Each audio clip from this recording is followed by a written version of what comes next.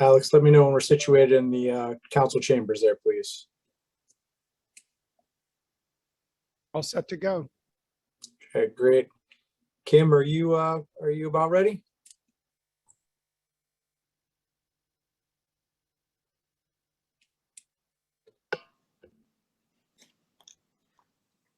Yes, I'm ready. Okay, great. Okay, let's go on the record. Now is the time and place for the reconvening of the public hearing filed on the application for conditional use approval filed by Churchill Creek Project LLC to redevelop the property located at 1310 Beulah Road as a distribution center. This is, again, hearing number 11. As we left off last time, we had the Borough Engineer and consultants providing testimony. We did get through a significant portion, hopefully, I think, of that cross-examination. Just to give everyone an overview of where we are and where we're hoping to go from here.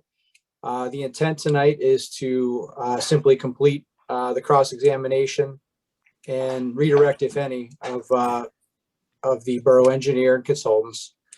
If we do finish that up, even if we finish early, we'll be calling it a night. The next hearing, which we'll announce at the end, but just to give you a preview, will be Thursday. I believe that's October 7th at 6 p.m.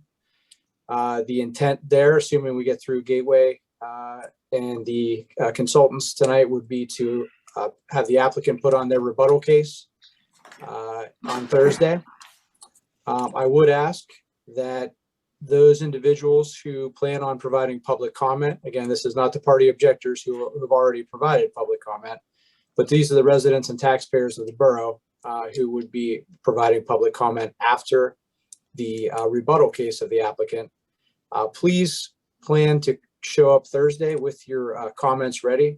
I have no idea how long the applicant intends to put on a rebuttal case, and there's likely going to be some cross-examination of any rebuttal witnesses.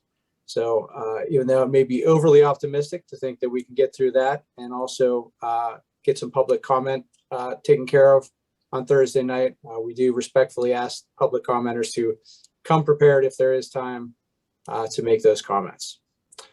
So with that said, I believe we left off with Mr. Spirtes at the end of the last hearing. And he was asking questions, I believe, of Mr. Flynn, but we will turn it over to Mr. Spirtes. He can pick up where he left off. Unless, before I do that, Mr. Spirtes, is there any other housekeeping items, particularly from council, legal counsel, or borough counsel? Is Mr. Ferguson here? I don't see him on my screen, but I imagine he's here somewhere. Voted him to panelists. Dwight, if you want to go ahead and speak, just to make sure we've got you.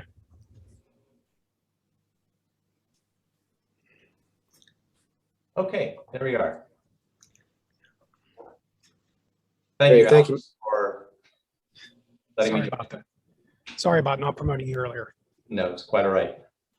Thank you, Mr. Ferguson. I believe we have Mr. Ayob still representing the witness. Tom, you here?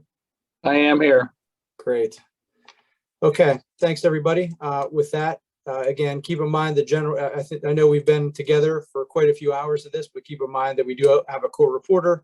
So if you could please speak slowly and clearly and, make sure you're not speaking over each other. We'd appreciate it.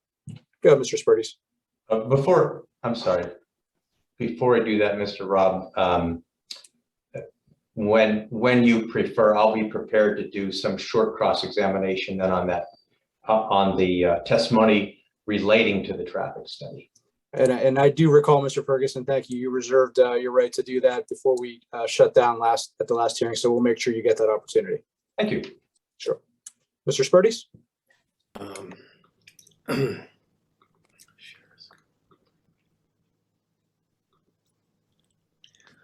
Yeah, I just have a few questions about the Exhibit 7, which was a letter on July 2nd, in which Gateway stated, in our opinion, the proposed development meets all the standards.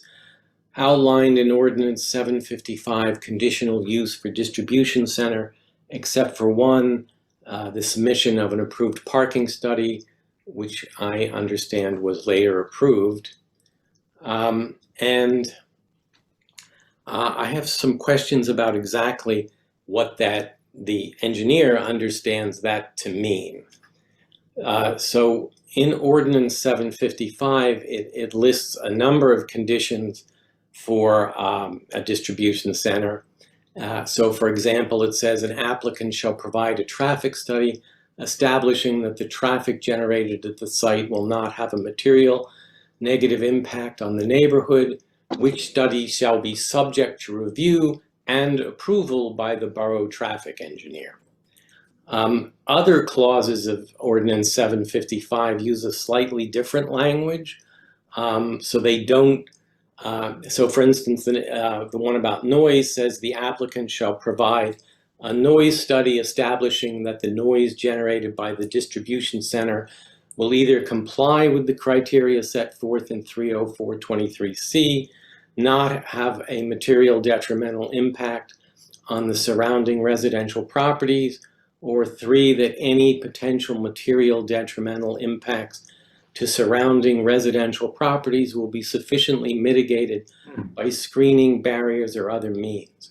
So the first question I'd like to ask is it the case that for each of the different impact studies that they were approved by Gateway? Is that the right language? That so some of them explicitly say they need to be approved and some of them don't use that language, but is it the case that all of them were approved by Gateway?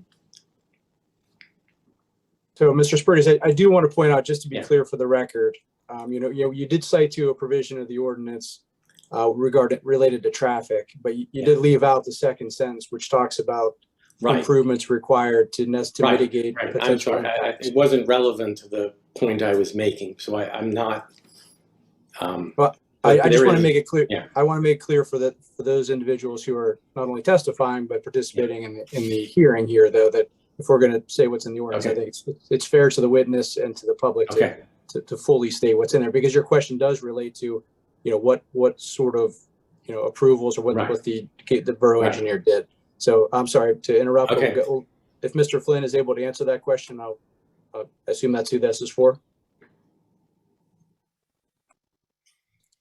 Yes, I can speak to that in general, and if you do want to speak to any of the specifics, again, we do have, unfortunately, we do not have our sound expert on this evening, but we do have our traffic engineer, Mike Haberman, who can speak in more detail to that.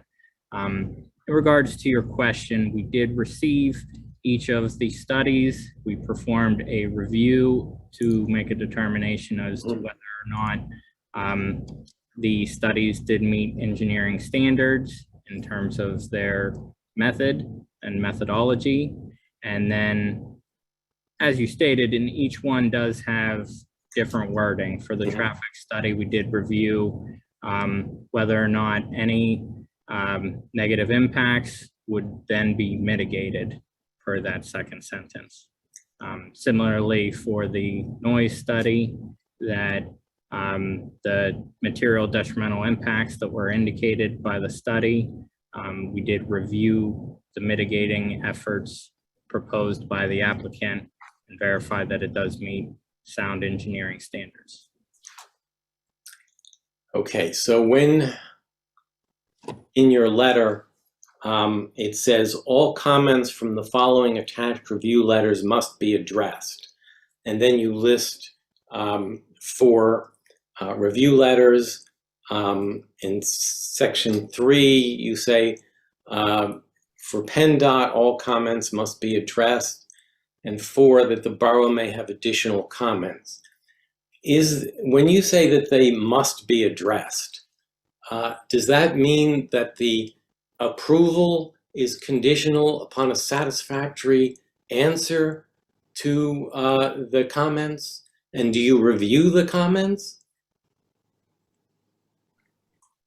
Yes, and I'll speak to that more specifically, those comments and the majority of those comments were in relation to items that were outstanding or would not have any impact on the conditional use criteria that we were reviewing it to. For instance, for stormwater, a number of the items fall under the criteria of the land development portion or land development phase.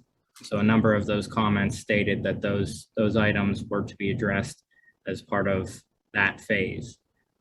Similarly, for traffic, a number of those items would be included as part of the HOP highway occupancy permit portion that would follow a typical traffic impact study.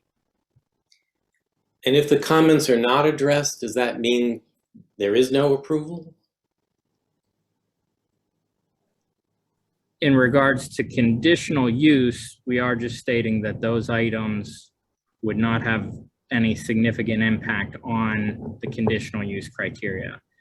We are stating that those items would be necessary to be completed prior to any final approval or any land development approval.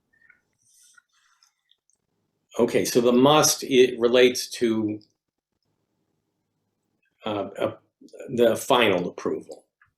Correct. Well, if we can be clear, if I may, there's no like preliminary or final. There are different types of approvals, a conditional use or land development.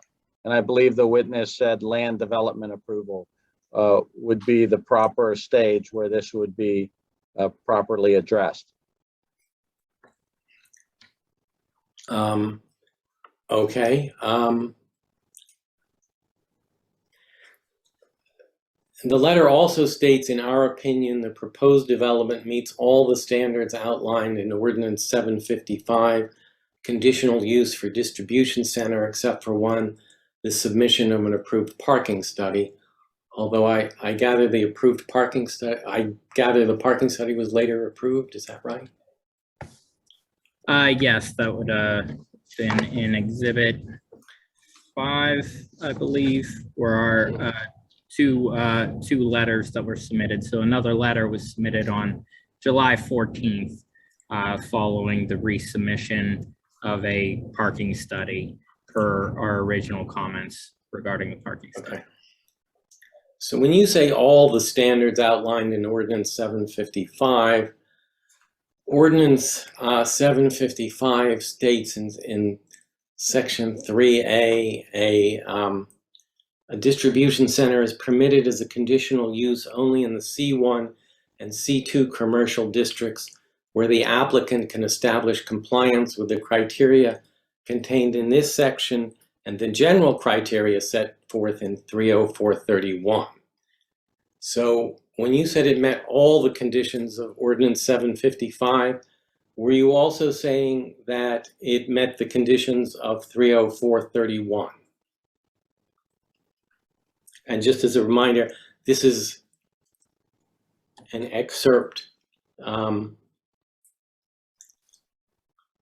These are some of the things that are in 30431. Yes, and 30431 does speak more generally in nature and subjectively, as opposed to Ordinance 755, which did have a number of objective criteria that we reviewed specific to the objective criteria, which relates to the items of 30431.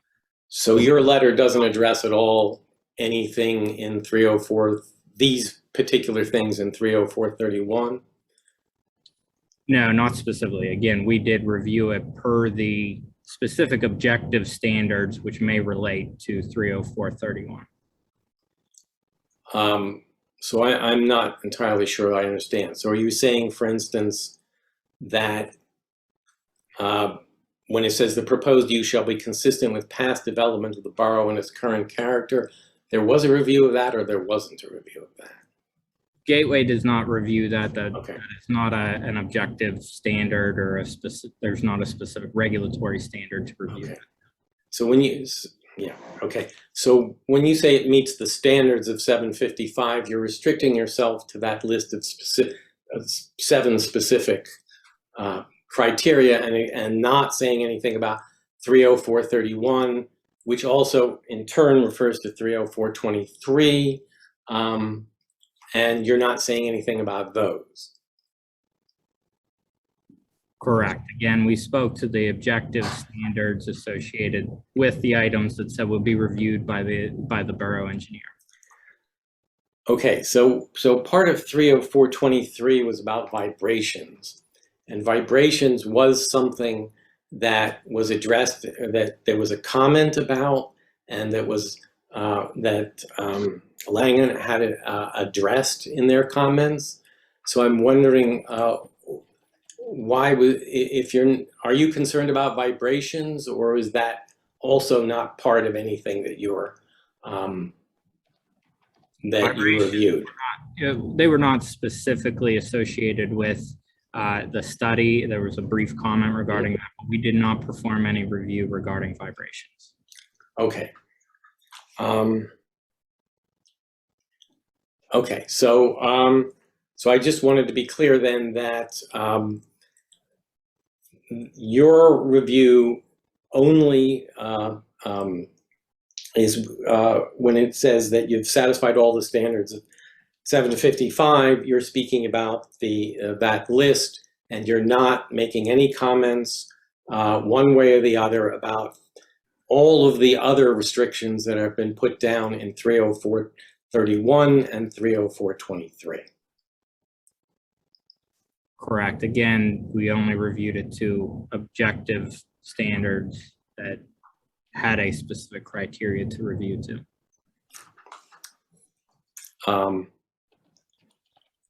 Okay. All right. Thank you.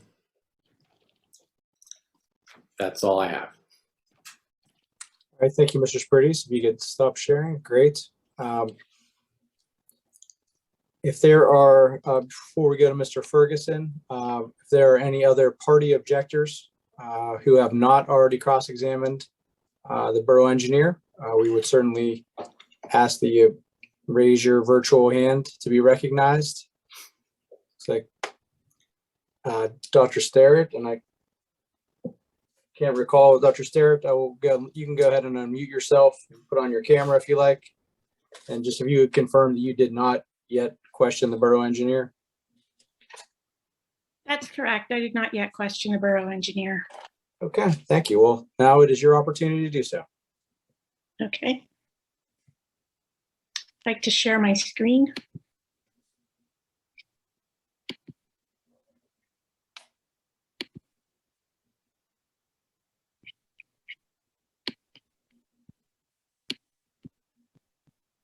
Right, can you see it? Yes. All right. So some of this will be repetitive, but I'll go through that fast. So I went through Dr. Sterrett, if I could, just, I'm going to cut you off right there, because if it's repetitive, if we've already heard the testimony, and being mindful of everyone's time here, if you could go ahead and just, whatever new ground you're going to cover, but we don't need the witness to testify to items that they've already testified to. Okay. So I noticed when you were giving your testimony, all these specific subsections were identified, but whoops. And so I was left the same question as some other people. What about subsection A, especially the part about 304-31? And I noticed the difference that it talks about effects on persons rather than neighborhood. And some specific things that I brought up. The lighting study, some of the inputs that weren't included that I brought up, lights from the trucks were not part of the lighting study.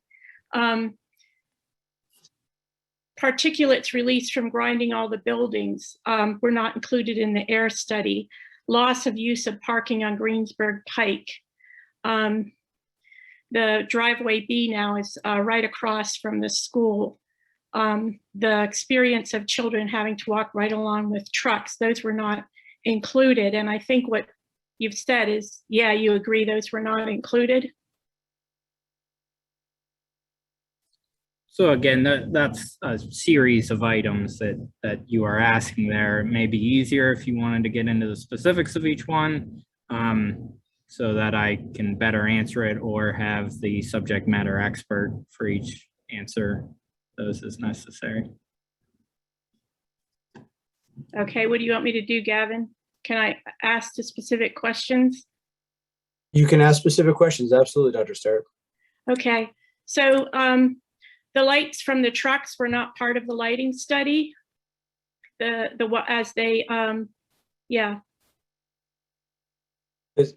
So you're asking the question as to whether they were included as part of the lighting study? Correct. Mr. Flynn may have to refer to his expert or his consultant, but I'll allow him to address that question. Yeah, and I will state that they were not. For the for additional discussion regarding that, I will refer to, does not look like he is a panelist currently.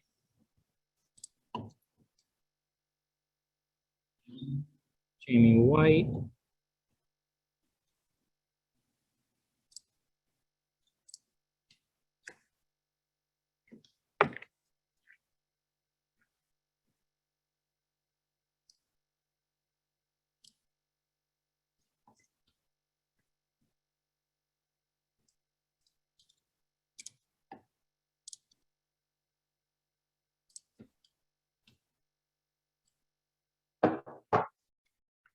Dr. Sterrett, yeah, that's correct. The trucks are not part of the lighting study. That's really part of the traffic study, but I admit the traffic study, to my knowledge, does not address lights off trucks. Okay, so this is something that does affect people, and I think we can all agree that it affects their sleep, and sleep affects their health. So it's hard to see how it doesn't have a material detrimental impact. Dr. Sterrett, remember, you're asking questions. Sorry. Yeah, so I'm wondering why that wouldn't count as material detrimental impact.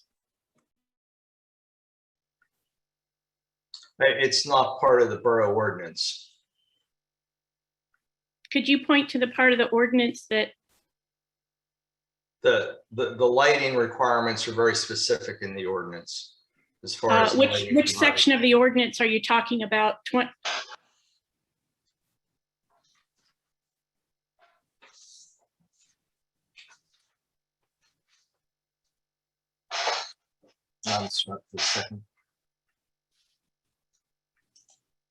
Mr. Rob,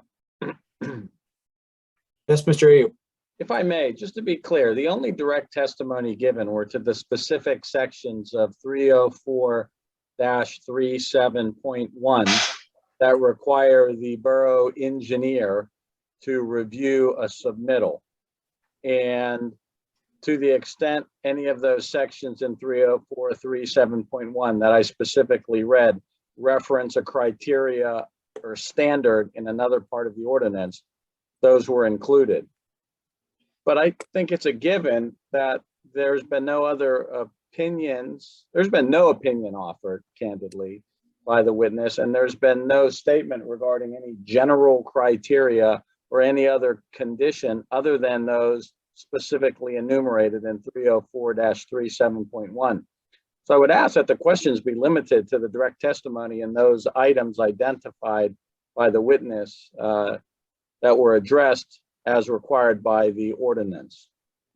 Yeah, I appreciate the clarity. I'm just trying to nail it down, and you weren't in the part where I gave my case and brought up these things, and knowing that I would be able to talk to the cross-examine the engineer about them. But these are considered to be under 304-31. These are all items that would fit under 304-31. And if I hear you correctly, you're saying if there wasn't a quantitative standard for something, it didn't work its way into the impact studies.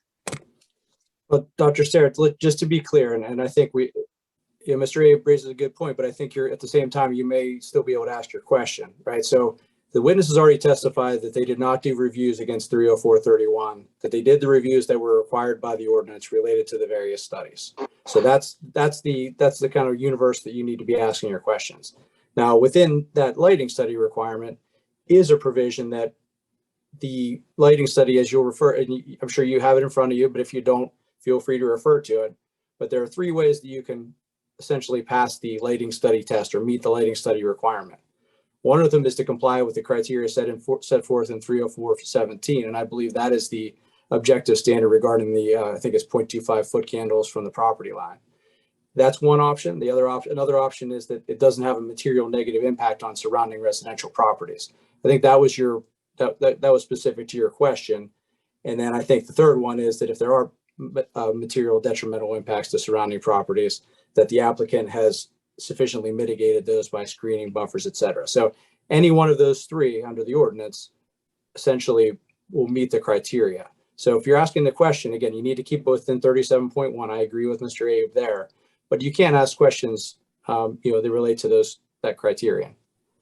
Well, yeah, I'm trying to stick to that, but so the way I see it is that, let me see if I can find my slide. 304-37.1 says you have to meet, we've been through this, 304-31, and it says it can involve any element or cause any condition that may be dangerous, injurious, or noxious to any other property or persons. And I think it's, you don't need a quantitative standard to know that all these trucks at night, their lights are going to be injurious. So I guess I do think it is in 304-37.1. And the question is, and I'm just really asking for clarification, is that these impact studies don't aim to cover this section of 304-37.1, that is, namely this 304-31. So if I may, the witness offered no testimony regarding 304-37.1A, because by its very language, 304-37.1A does not require any type of a study to be submitted to be reviewed by the borough engineer. So there was no testimony offered to section A. The testimony was offered to sections B, C, I'm sorry, B, D, E, F, and G. Well, it's just that if you look at your last question is Exhibit 7, the overall summary of Gateway's conclusions. If you look at Exhibit 7, you will see a statement there with Dennis's signature underneath it that says that in their opinion, the application meets all the standards in Ordinance 755. Ordinance 755. Dr. Sterrett, I'm sorry to interrupt you, but we literally just had that conversation with Mr. Spirtes not 10 minutes ago, and he specifically explained that the difference and how they did not review the 304-31 standards. Well, then I'm just looking for a yes answer then, that that you did not include these in the impact studies, and your reason, I'm saying they're in Ordinance 755, and your reply I'm asking confirmation of is that none of these things fell under objective standards, and therefore none of these things are included in the impact studies that you approved, or maybe not approved, that you acknowledged, accepted, whatever word you wanted to use. And that was again why I asked you to ask them separately, specific to the lighting study. The lighting study does explicitly reference 304, its compliance with criteria set forth in 304-17. So we did review it per 304-17.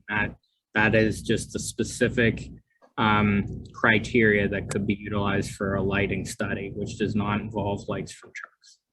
Okay, so the answer is yes, it's not included. The particulates released from grinding all the buildings in hardscape and stockpiling them on site.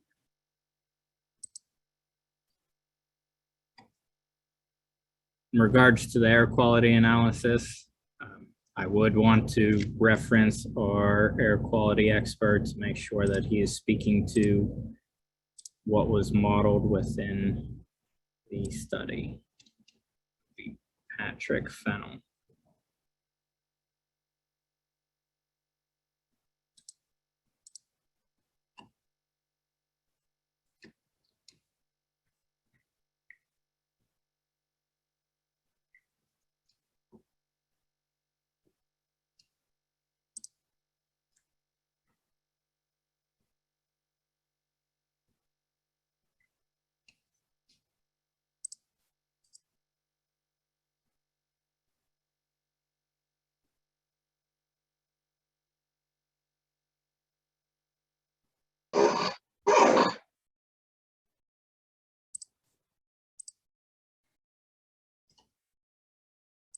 I'm sorry, I was muted. I'm not sure quite what you mean by grinding of the buildings. Could you explain what you mean there? Oh, please? sure. I'm sorry. Let's see, I do have an exhibit. Let's see, I think I might have it referenced.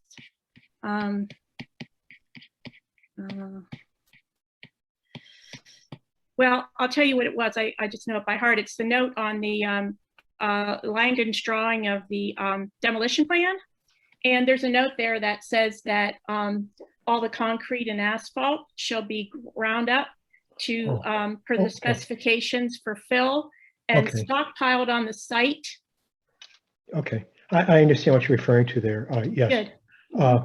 Well, construction emissions, and construction includes demolition, are accounted for. There's an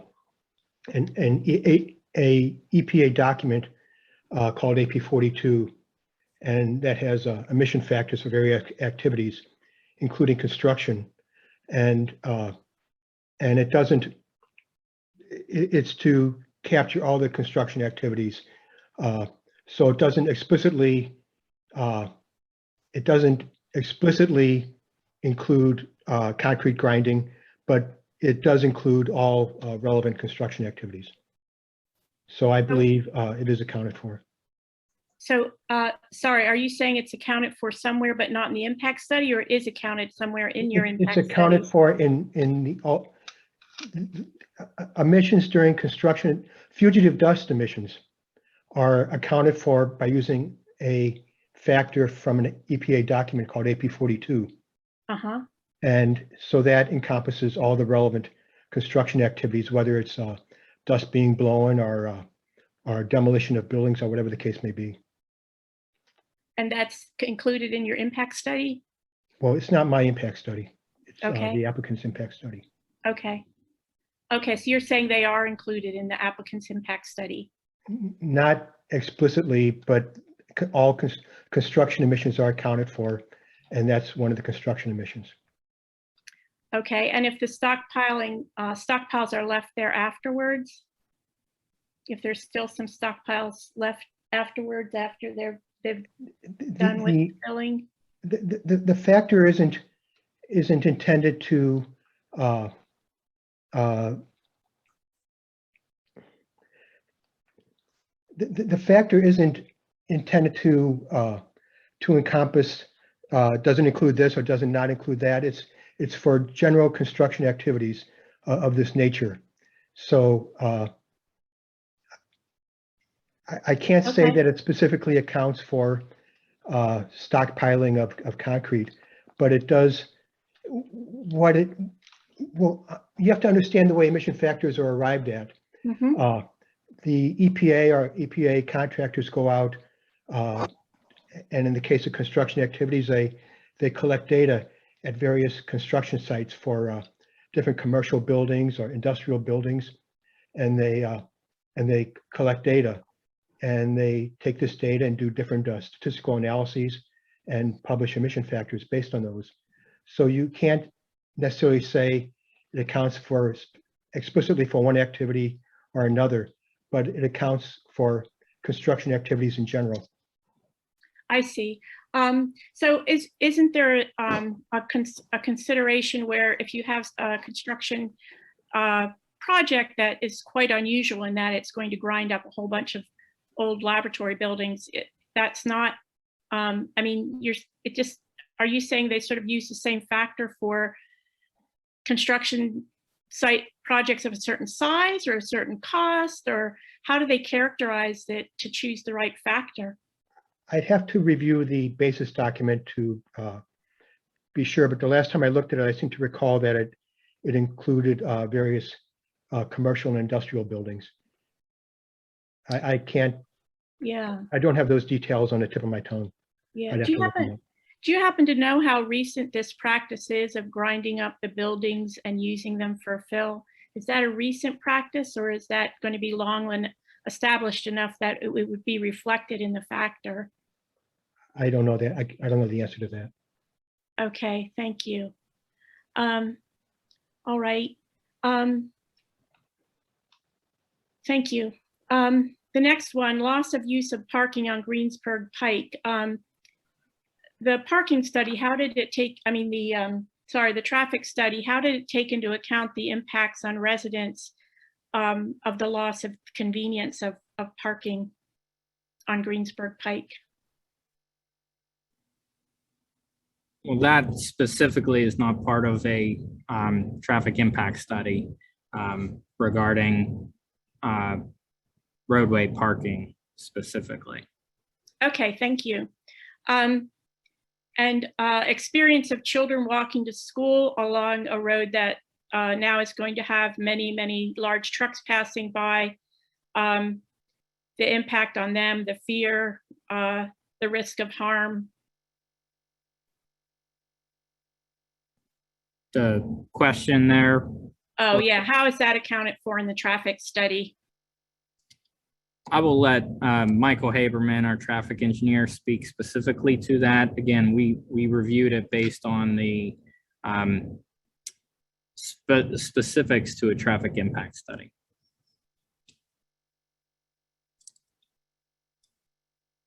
Specific to pedestrians, pedestrian activity is accounted for in the study and in the analysis and in the model. When you talk about your question about students walking adjacent to a road that has trucks on it, there's not a specific criteria associated with that. The assumption is that any students who are walking are doing so on the sidewalk and not in the road. Right, but if you've lived in Pittsburgh, you know that you're likely to get sprayed by them, that if you cross the road, you're still going to be impacted. It's just that there's a difference between trucks being there and trucks not, especially when you're talking about children who are small. Is there a question, Dr. Sterrett? Yeah, just did, he said that they walk on the sidewalk, and I was pointing out that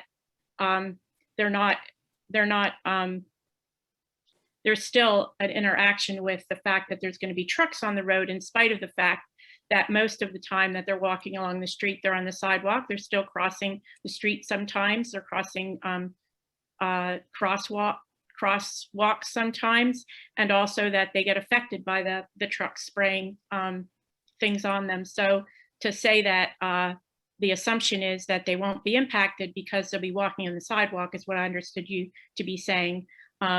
So I guess I just have to accept that that's your answer, that you're not considering that they will be impacted. You're assuming they're on the sidewalk. It won't impact their experience. Mr. Rob, she's offering testimony and not asking questions. I was gonna say, I agree. Mr. Haberman, hold on one second. I mean, Mr. Dr. Sterrett, you can't just go ahead and state what you think he means. You answered the question, you got to move on to the next question. Okay, so the fact that driveway B, which was hardly used before, right across from the school, now has trucks. I guess that's related to the same question that school children now are going to have the trucks right around them in their path as they enter the school. Was there a discussion of that in the traffic impact study? the mitigation that is outlined in the traffic impact study includes modifications to Greensburg Pike to provide a left turn lane into the site and to install a traffic signal at Site Drive B. So that traffic signal will include all of the necessary pedestrian accommodations as far as walk, don't walk, push buttons, marked crosswalks. And again, those volumes would have been accounted for in the model. Okay, thank you. You're welcome. I actually did not know that. Okay. General question about the terminology that was used, and this was what you testified to in your testimony. The terms material negative impact and material detrimental impact were used. Could you explain what these key pieces of terminology mean? Specifically, and as I've mentioned previously, any detrimental impact, we took that as the specific objective standards that exist within either regulatory agencies or the study criterias that or the code as it currently exists, and to make that determination of what is considered an impact. Oh, thank you. Okay, I did not know that. Okay, thank you. So I realize it's not fair to take one statement out of context, but I just grabbed this one as a general, that the testimony was that Gateway is simply acknowledging the receipt and review of the report, identifying its state's conclusion as set forth in the documents. Now I want to ask a question about that. So I guess, am I correct then in saying that based on your claim about what the scope of the Gateway engineer's role is as the borough engineer, it would not be right to say that, to conclude that you've shown that you've met the conditional use, the criteria for the conditional use application approval on the basis of the Gateway Engineering approving the engineering studies. He means impact studies, showing that does not show that you satisfy all the tests in the ordinance, that does not show that you meet the conditional use criteria. Dr. Sterrett, can you try to rephrase that question? There were Yeah. some double negatives in there, and Yeah. I'm not sure what you're really asking the witness. Yeah, I I'm want it to sorry. be clear for the record. Yeah, I had a better slide and I have this one now. If I'm allowed to make a statement then as a framing the question, the applicant's claim was that they request the Borough Council approve the conditional use on the basis of the approved engineering studies. I think he means impact studies here. That shows that they satisfy all the tests in the ordinance. That what you're telling me is that what you've done in approving the impact studies is not a basis for, is not a claim that the conditional use application has met all the conditional use criteria. Again, yes, we did review it per the standards that exist for each of the technical studies that were provided. We would not provide any claim associated with the overall conditional use or any claim that of whether or not it should or should not be approved. We only reviewed the studies that were submitted and the technical aspect of each. Thank you. I have some general questions. The reviewers did the reviewers always verify the assumptions and the inputs to the impact studies? That's a very general question, but yes, that was the purpose of our review, was to review the methodology to ensure that the methodology that was utilized to develop those assumptions or inputs met engineering standards and criteria. But the specific numerical inputs? We did not perform our own evaluation or our own study, if that's what you're asking, but we did verify in any case where there were inputs required that they used the proper methodology. Again, in each case, it was following standards that exist. Thank you. Now, as far as Gateway's interior administrative controls, do you have any checks for conflicts of interest by your reviewers?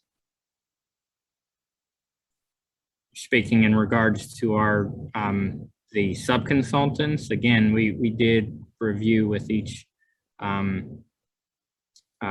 our sub-consultants as well as Gateway, and everybody does have, I guess, everybody is completing their work based on the interest of the borough and following sound engineering judgment.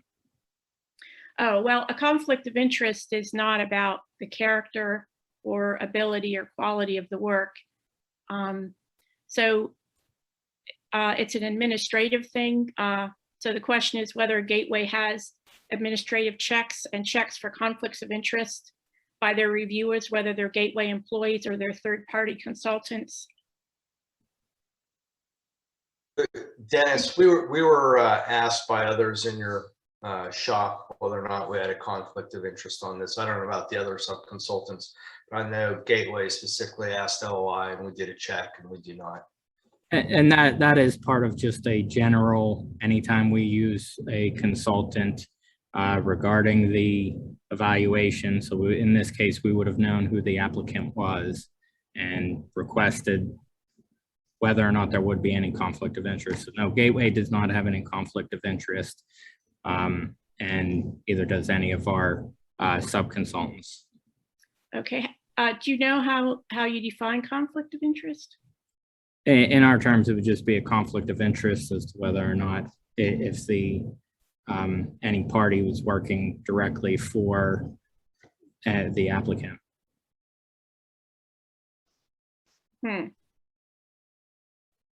Right.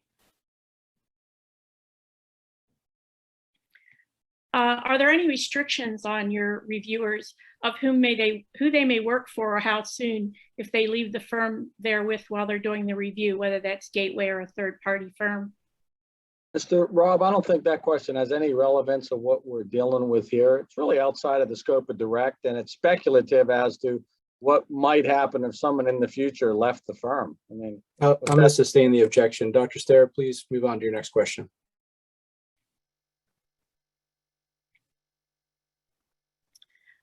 So post-construction studies, were there any post-construction studies for any of Gateway's projects or ones for which they performed reviews that you know of? Is this dealing with the specific application that Gateway testified to, Mr. Rob, or is this another question outside of the scope of direct examination? Can I explain how I think hold on 1 second. We can't talk over each other. Mr. Abe, I'm frankly not sure I understand the question. So Dr. Sterrett, if you could give us some context on this, keeping in mind Mr. Abe's perceived objection here. Sure. So for several of the impact studies, there's a requirement that there be a post-construction study done because they can't get the information now. So my question is, how do we know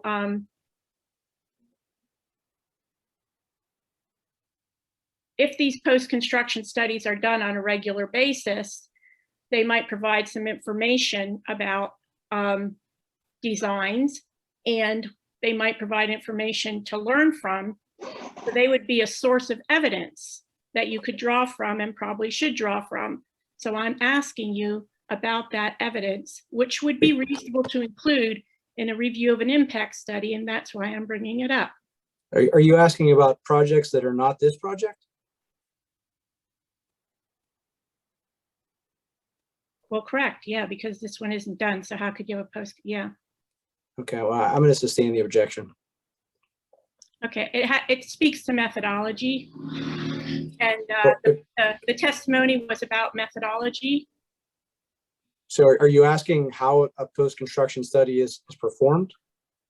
I think that she's asking about the recommendations by Gateway in this application for post-construction studies, where there may be a question about compliance. And I think she's asking whether or not that recommendation arises out of any actual experience. That's the way I understand her question. For what it's worth. I'm still not sure I'm seeing the relevance, Mr. Ferguson. And again, keep in mind, folks, when we have the screen like this, where it's being shared, to make it easy on our court reporter, please make sure you state your name before you speak. Yeah, she certainly knows probably most of our voices by now after 55 hours, but I think that would be helpful. I'm just trying to figure out if Gateway is your question. Did Mr. Ferguson accurately state your question? And if so, can you help us explain why you feel that's relevant to this witness? Yeah, application. Yeah, for instance, a traffic study, a lot of things, they say they're going to do post-construction studies. I don't know, noise is one thing, but there's lots of different ones, vibrations, or there were some other ones, congestion and things like that. So the point is that we have cases before where you design something, you make predictions, you have quantitative predictions, you make predictions that you've met quantitative standards. And then you do post-construction studies. So now you have a great natural experiment to compare how did your post-construction studies compare to what you predicted? Very valuable and relevant information. So I just wondered if that's part of, this is supposed to be something engineers do, is learning from experience of other projects in their industry. That's why there's, in industrial communities with industrial publications, they learn from past projects.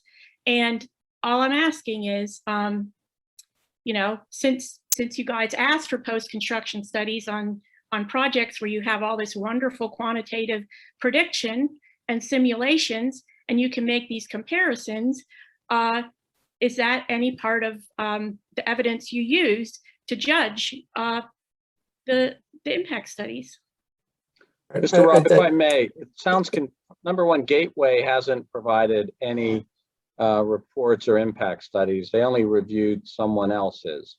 Gateway will not be preparing post-construction reports or analysis. They'll be reviewing them for the borough. If Gateway suggested that as a requirement, then that would be a subsequent submission for the borough and its professionals to look at. But these aren't Gateway's reports. This isn't Gateway's project, as the highlighted question suggests. And it's not Gateway who will be submitting something subsequently. So I don't know how you can ask Gateway to speculate on what another party may submit in the future when you don't know what it says or what it reveals, and how you can use that now as a basis to analyze testimony that was given as to what was already reviewed and recommendations that were made. So I think that the question is limited to whether or not Gateway has historically in the past reviewed post-construction studies, after development has been constructed, obviously. I think that's a fair question to ask. Beyond that, though, what happened in those other projects? I don't think that has any relevance whatsoever to this particular application. So, Ms. Sterrett, Dr. Sterrett, if you want to ask that kind of first question, I think that's fair. But beyond that, it does call for speculation, and it's not relevant. Yeah, I agree. It's poorly worded. Do you have any experience comparing post-construction studies you reviewed to impact studies pre-construction that you reviewed? There are a number of studies here that we're discussing, so each one has its own criteria. But yes, we have performed post-construction studies, but we did not adjust the standards that exist. We did not create our own standards to review this project. We used those standards currently exist. Okay, thank you. All right, so there's some commitments made or requested in some of these reports. So for instance, on the air study, I actually don't understand this, but I just picked it as an example. So this is TRC's conclusion of the most recent air study, Exhibit 8. TRC concludes the project meets the conditional use criteria with respect to air quality impacts with the following contingency: prior to start of construction and written, and I don't know what that is. I thought it was stormwater pollution control, but we're talking about an air study, so I'm confused. or an equivalent plan which describe measures to mitigate tailpipe, asphalt paving, and fugitive dust construction emissions must be submitted to and approved by Churchill Borough. Now, my question is not about the specifics of this. My question is, how are these kinds of commitments tracked? So TRC is concluding the project meets the conditional use criteria. If it, with this contingency, there's going to be scads of them. What's the mechanism for tracking all of these? Because once the conditional use permit is granted, I don't know what happens to constrain what happens next. Dr. Sterrett, I mean, speaking broadly, and we talked about this, very early on, probably at the first hearing. And, if Mr. Flynn has an answer to your question that's different, I'll certainly let him answer. But I just wanted, when we're talking about generally kind of the structure of a conditional use approval potentially, and I'm not suggesting that this will be approved, but we had talked about the possibility of attaching conditions to that approval. And that would be the manner in which, if you have something like a contingency, that could be handled. But again, only because we already kind of outlined how that process works at the beginning, will I reiterate that, but I'll let Mr. Flynn answer the question if he can. I can answer specifically to this slide too. In the Stormwater Pollution Prevention Plan, SWPPP, that is associated with an NPDES permit, which would be required as part of a land development application if this project were to proceed to that stage. As I've mentioned, the majority of any of the comments or any of those items for items to remain would be a requirement associated with the land development application.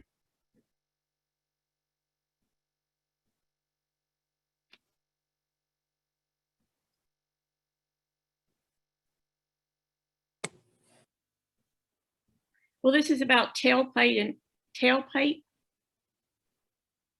dust, tailpipe emissions. This is Patrick Fennell. Perhaps I could help out here. Go ahead, Mr. Fennell. If you looked at the entire letter that this was extracted from, you see that Epsilon wrote that certain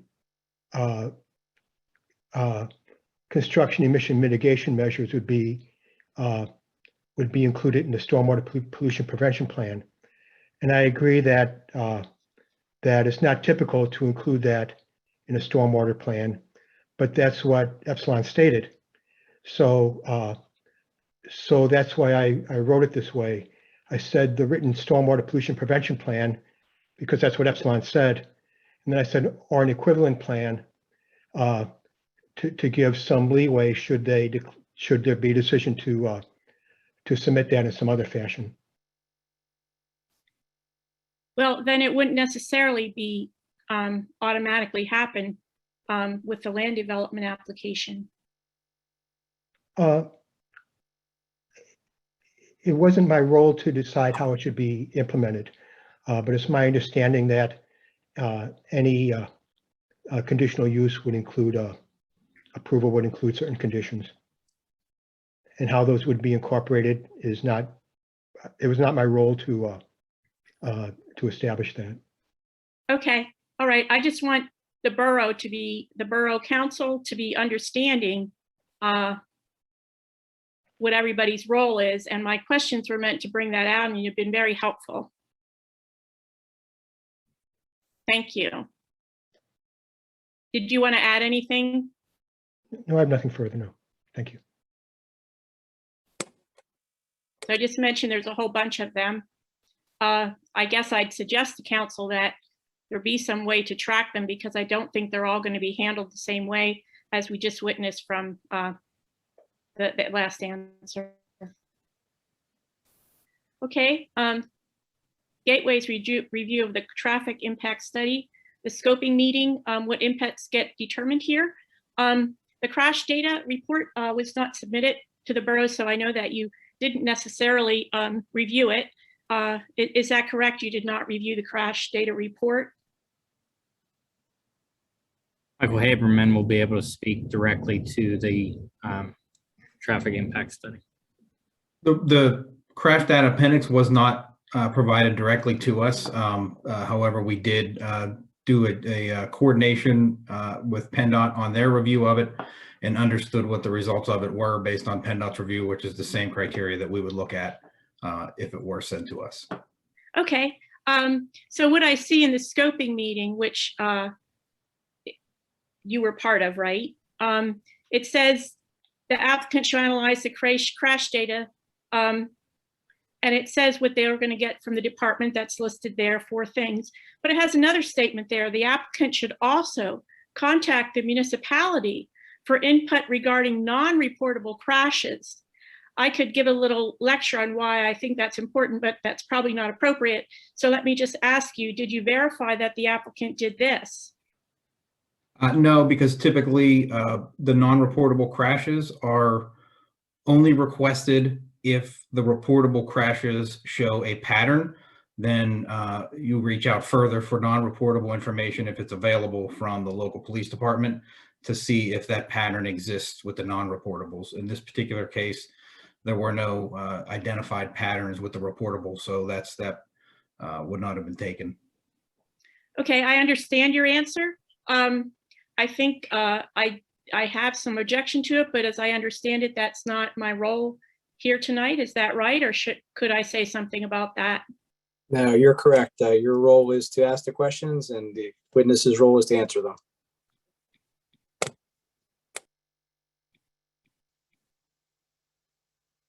Okay, this is also, I suppose this is at the level of the scoping study. You made a statement, I'm sorry I didn't copy it down, Mr. Haberman, about how everybody's together, they're all on the same page, they're all using the same methodology. But I can see that that's the case after you get together and talk and agree on a methodology. But beforehand, you didn't have the same numbers. Is that correct? In fact, there were numbers that differed by a factor of 3 or 4 in terms of the truck trips. That's correct. Okay.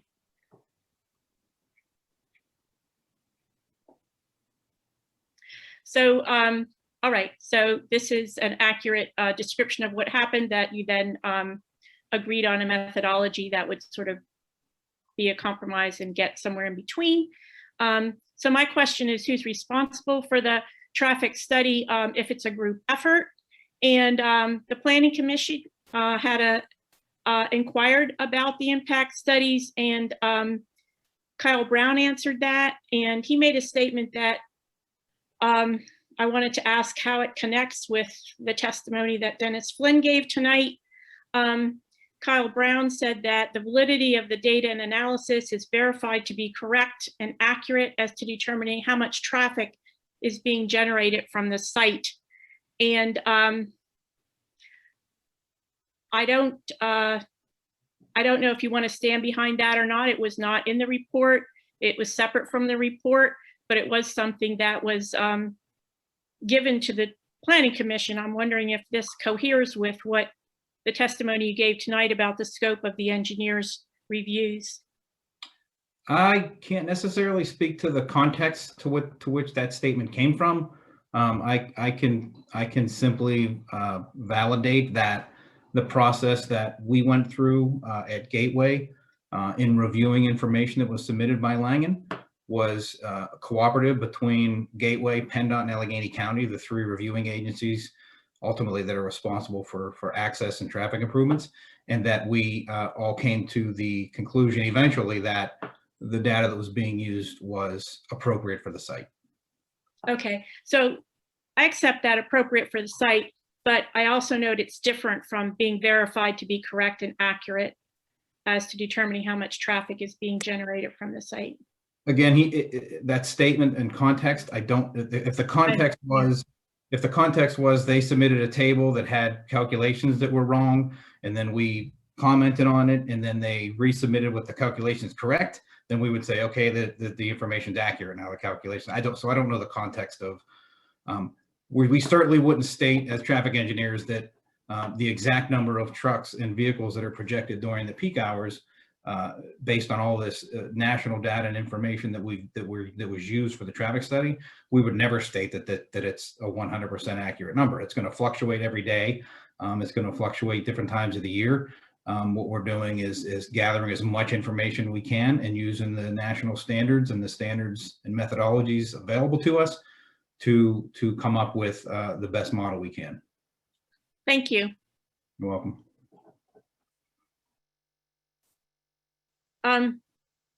Yeah, so this is kind of a question about responsibility. I've just noted that the people who are speaking are different from the people who stamp the report. So do I have it accurate what the different roles are? Dennis Flynn deals with the borough.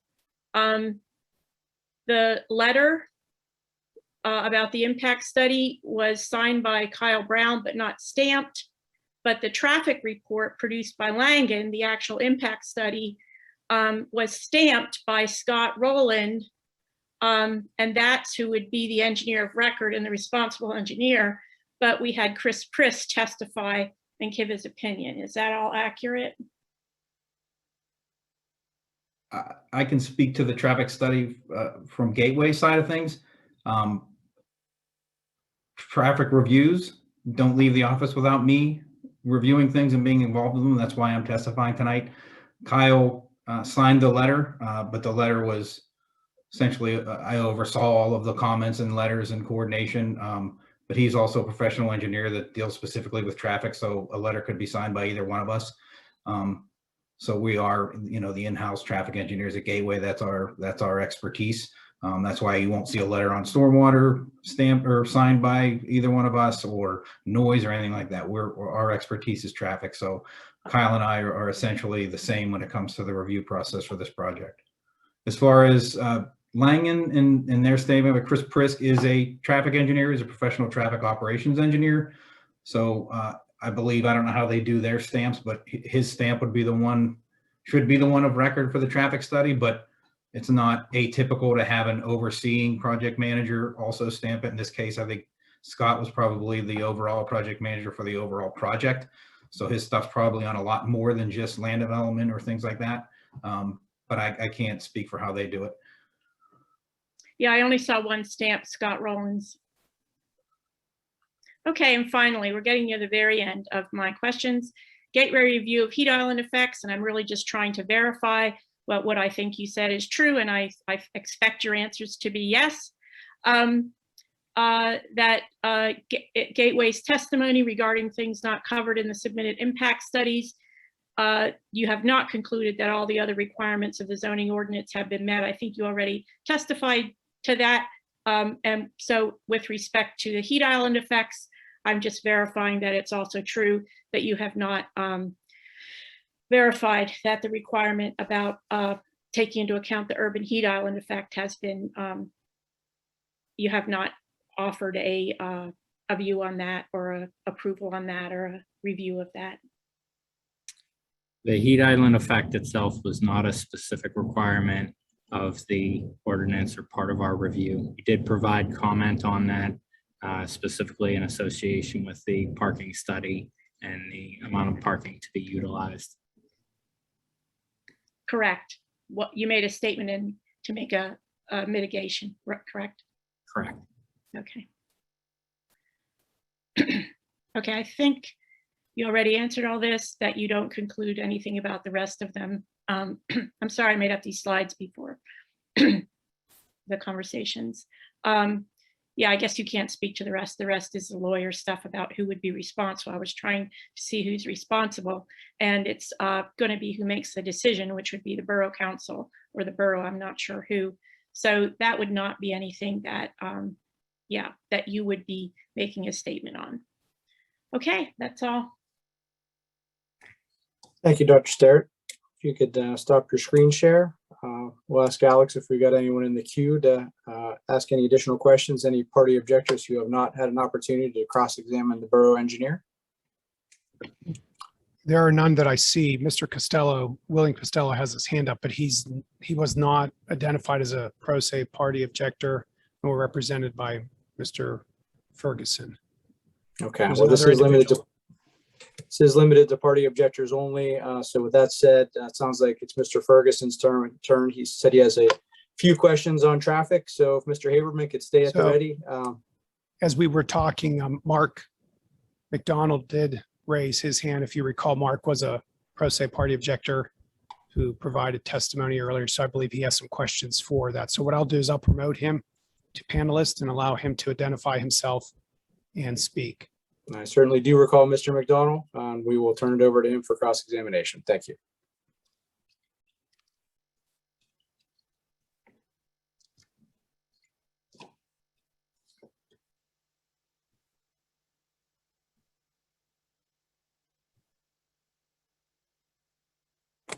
By the way, we're waiting for Mr. McDonald to come to the forefront here. I just wanted to note there are 124 total participants in the meeting tonight. Alex, there may be some watching online too, but 28 of them are panelists and the rest are non-panelists. So, Mr. McDonald, are you ready for us?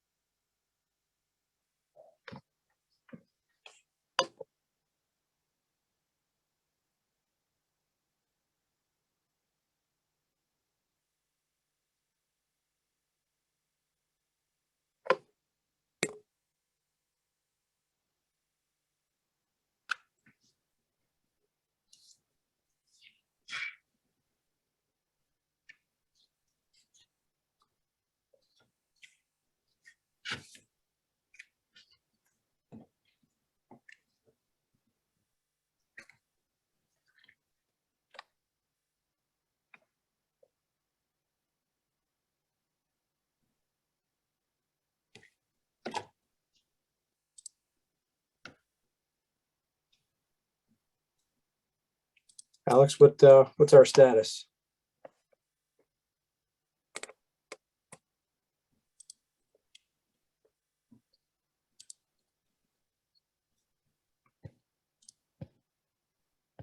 Alex, I believe you're muted.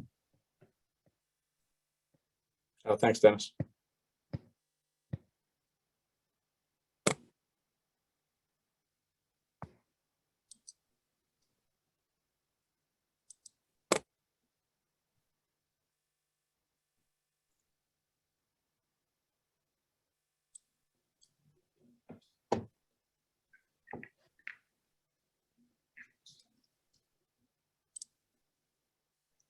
I have asked Mr. McDonald to unmute and start his video, and I'm not having any luck. Maybe we turn it over to Mr. Ferguson. We'll give Mr. McDonald some additional time to work on the technical problems. Okay, Mr. Ferguson, we'll jump back to you for questions regarding traffic. Okay, thank you. I don't even see Mr. McDonald on my screen as having been promoted to a presenter. Does anybody else see Mr. McDonald as a presenter? Mark and Lou Ann. Yes, they are on there. Code names. Okay, I'll just try to roll ahead efficiently, and Mr. McDonald can follow if he works that out. So, so I appreciate some of the testimony tonight. This is just by way of introduction, but has I think helped everybody to understand a little bit better the scope of the borough engineer's testimony. I want to just ask a few questions about that, and we'll go more specifically into the traffic. So I'll start with Mr. Flynn. We can agree that the distribution center conditional use, which is in section 304-37.1I, requires, quote, all studies required hereunder will be submitted to the borough for review by the borough engineer and or another expert as reasonably determined by the borough. So far, so good? You agree with that? Yes. I just read it. Mr. Flynn? Yes. Thank you. Okay. And in your view as the township engineer, all required studies were submitted to the borough for review by the borough engineer and or another expert as reasonably determined by the borough. Is that correct? Yes. Okay. If a required study was not so submitted for review, a condition of the conditional use would not be met. Do you agree with that? Well, again, I would not speak to the overall conditional use, but I would speak No, to, just the condition requiring reports to be submitted to the borough engineer for review. That particular one would not be met had one. I'm not suggesting that there was one. I'm just saying that that's one of your functions, is to report. That's part of your testimony, is to say that this criteria of the conditional use, the submission of reports to the borough engineer, was accomplished. Is that fair to say? yes. Okay. Now, so one of the, okay, in connection with the applicant's traffic study, the ordinance requires review and approval. And parking requires review and reasonable approval. No other provision requires approval by the borough engineer. And so would you agree that by approval, as used in those two sections, the borough engineer is generally affirming that, first, that the study submitted involves a reasonable engineering methodology? Yes. Okay. Review it for the methodology. Yes. And second, that the study, which you're reviewing, or the report taken on its face, purports to demonstrate that the subject criterion of the ordinance is met. Of each individual study, yes, that item was submitted and that they followed the correct methodology. Okay. And that you can't look at, that you didn't look at the report and conclude that if everything in the report is true, it still wouldn't meet the criteria. You're affirming to your client, who is counsel, that taken on its face, when you read the report, it follows a proper methodology, and on its face, it purports to demonstrate that whatever criteria it's addressing meets the standard of the ordinance. Is that fair? Where there is a specific objectionable standard, we review to that specific standard. Okay. All right.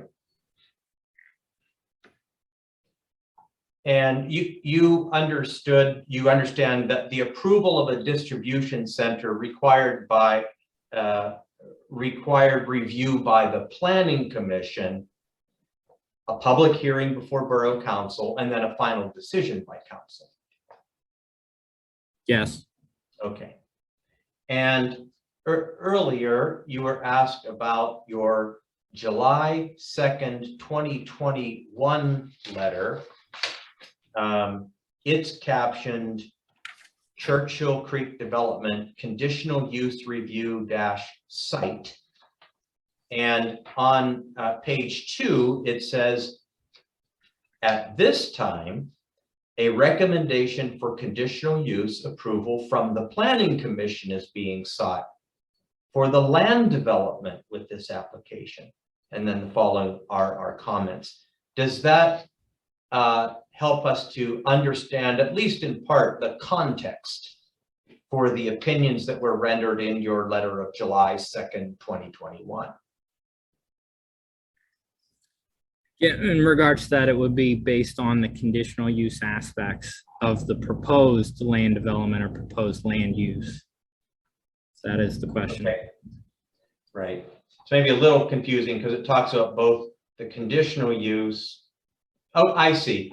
I think I'll just read it again. I think when you say land development, I think you're just referring to what's proposed under the conditional use. It sounds like you weren't using the term land development as used in the subdivision and land development ordinance. Is that fair? Correct, I think. Yeah, that may have been a bad Okay, way of wording it, but yes, the land use associated with the conditional. Okay. Thank you. And so understanding that your role in reviewing reports submitted as part of the applicant's application.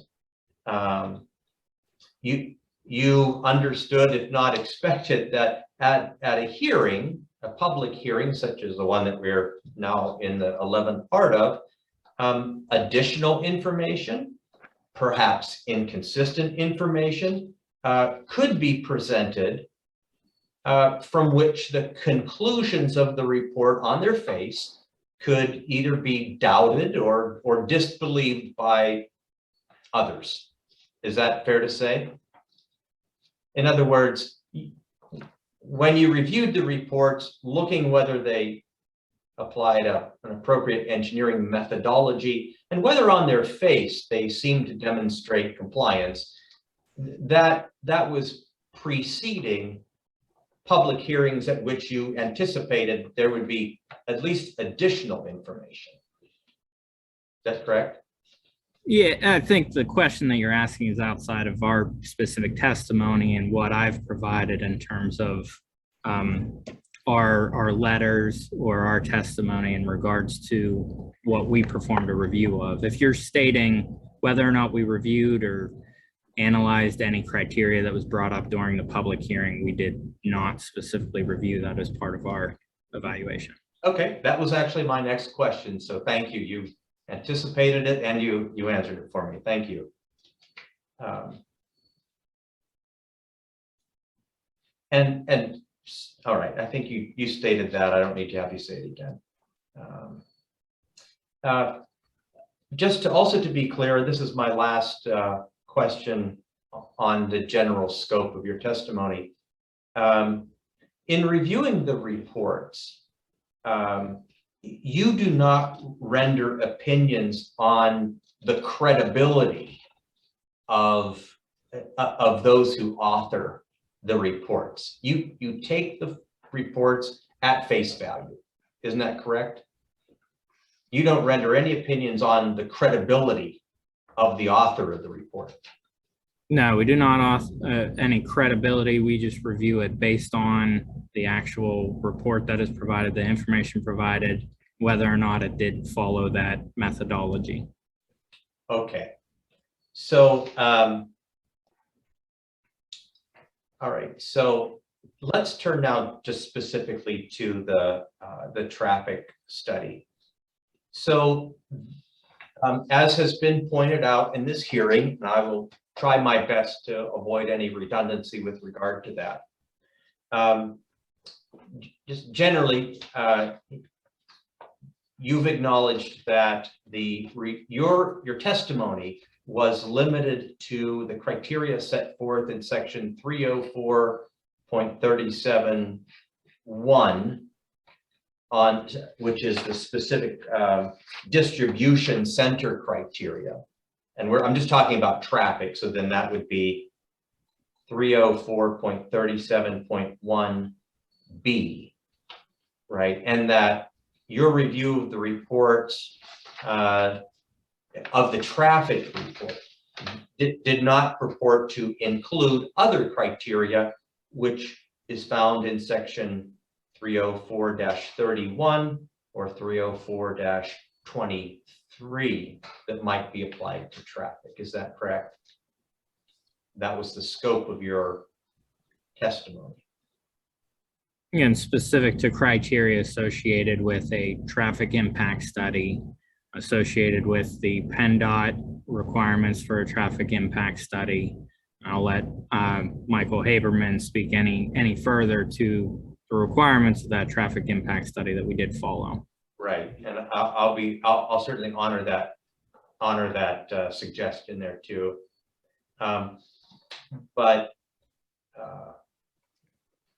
So when it comes to the PennDOT criteria, so the context of the traffic impact study, which was submitted to the borough in support of the conditional use application, was the same traffic impact study that was submitted to PennDOT. for purposes of seeking a highway occupancy permit. Is that correct? Yes. Well, again, it's a phase of obtaining a highway occupancy permit. It's traffic impact study phase. Okay. All right. And the highway occupancy permit for which the traffic impact study was prepared was for, which is for access to and occupancy of highways by driveways and local roads. That's under 67 PA Code Section 441. Maybe that's Mr. Haberman's answer there. I don't know.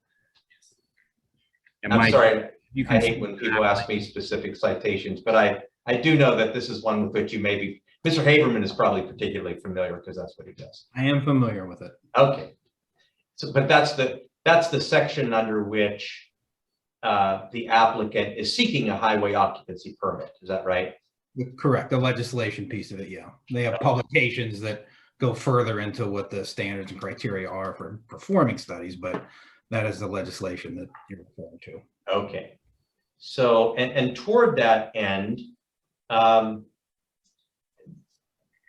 there, under section 441, there's a general rule which sets forth the some of the policy reasons for that highway occupancy permit, which includes, it says it's in, this is subpart A, the general rule. It's in the public interest to regulate the location, design, construction, maintenance, and drainage of access highways, local roads, and other property within state highway right-of-way for the purpose of security, economy of maintenance, preservation of proper drainage, and safe and reasonable access. And then as part of that process, the transportation impact study was prepared in accordance with a publication by PennDOT called Policies and Procedures for Transportation Impact Studies Related to Highway Occupancy Permits. Is that right, Mr. Haberman? Correct. Okay. That Pub 282, I'm sorry. Yeah, that's what it looks like.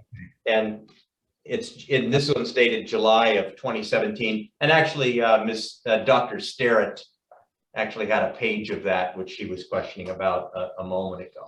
Yeah. So now,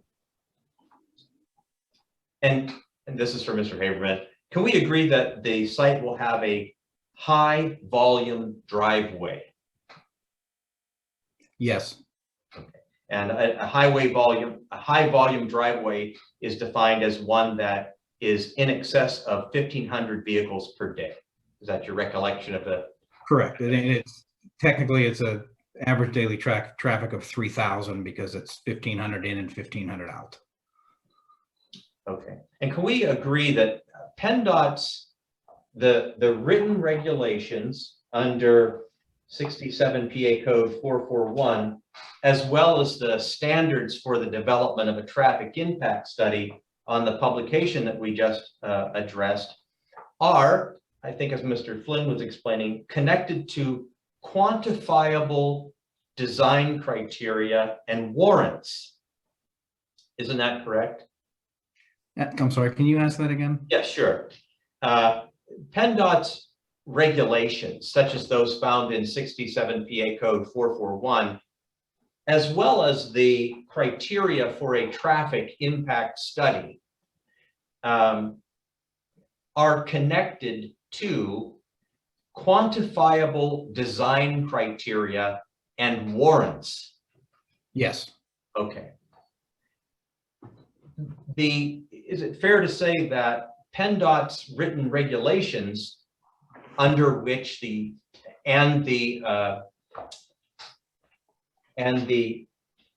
policies and procedures under which the traffic impact study was prepared don't include the type of subjective criteria such as, and this is from the from Churchill Borough's ordinance, the site will not have a material negative impact on the neighborhood. Is that correct? There's nothing specific in the criteria regarding that. Okay. Is it correct to say that the purpose of the Langen traffic impact study of June 2021 is to analyze current and projected traffic conditions in the context of PennDOT's criteria for a traffic impact study? Yes, I mean, that was the basis for the scope, but that's also the basis for, most ordinances, traffic study requirements are written after PennDOT's requirements. They're very similar. Would you say Churchill Boroughs bears resemblance to the? It's not nearly as detailed and as what you would see in the PennDOT criteria. Are you aware that the Langen traffic impact study makes no reference at all to any of the Churchill Borough zoning ordinance criteria? I will take your word for it, but it's not necessarily typical to reference ordinances in traffic studies. When the project was scoped initially, I guess almost 2 years ago now, at that initial meeting with PennDOT, Allegheny County, the developer, Langen, which is there had to be 25 people in the meeting. It was a 2-hour discussion of the requirements of the traffic study. The county added things that they wanted to see. PennDOT added things they wanted to see. We recommended things that we wanted to see on behalf of Churchill, and it was all compiled into a scope for the traffic study that could then be reviewed by all 3 agencies, as opposed to having 3 separate studies that had different scopes. So it incorporated everybody's required elements and things that they were interested in from an agency standpoint. Okay. And the scoping meeting, you attended the scoping meeting, did you not?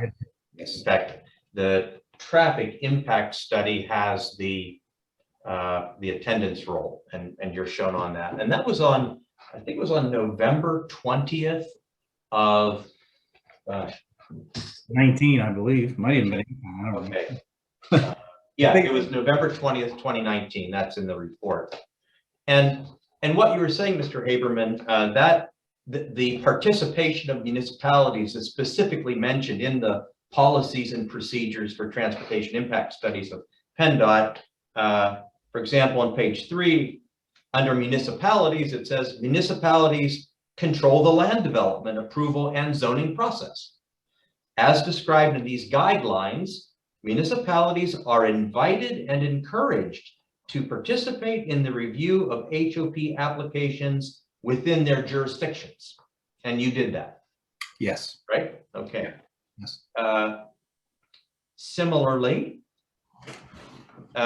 this is on page 4, the applicant should be prepared to explain how the project advances the municipality's comprehensive plan, land use, and transportation goals. Can we agree that the transportation impact study prepared by Langen does not expressly make any reference at all to the municipality's comprehensive plan, land use? That's what it says. Municipalities comprehensive plan, maybe it's supposed to be a comma there, land use and transportation goals. It says nothing at all about Churchill's goals. In the study that Langen did? The transportation impact study of Langen, yes. I do not believe there is any mention of the comprehensive plan. Or any, I asked you that before, so I won't ask you again, but the municipalities ordinances either. Correct. Not that I recall. All right. Now, from as when you went to the scoping meeting on November 20th of 2019, just to be clear, you were there in your role as representative of the borough of Churchill. Is that correct? As a consultant for the borough. Correct. Okay, better said. Is it correct? Did you, in that meeting, because we don't have meeting minutes, did you explain in the scoping, the 2-hour scoping meeting to Langen that the traffic impact study would at least serve the dual purpose of demonstrating that the applicant was entitled to a highway occupancy permit from PennDOT, but also that it would be used by the borough of Churchill to determine whether the application met the conditional use criteria of the borough of Churchill's ordinances? I don't recall if that specifically was discussed at the meeting 2 years ago. Okay, that's fair enough. I mean, I don't even know if at that time of the scoping meeting, if the exact process had been determined yet, whether this was even going to be a conditional use for something, I believe there was an a step that occurred, whether I don't remember if it was a text amendment change. Again, that's not but there was something that happened well after the scoping meeting. So I'm not sure that I would have even known exactly what the process was. I was specifically to talk about the scope of the study. Okay, so so the scoping meeting was relatively a long time ago, November of 2019. But of course, between the first traffic impact study and the June 2021 traffic impact study submitted by Langen, there were quite a few iterations of the traffic impact study, weren't there? Yes. And so sometime between November of 2019 and the last traffic impact study of June 2021, it became apparent that the distribution facility would be a conditional use or would require conditional use approval in the borough of Churchill. Yes. Okay.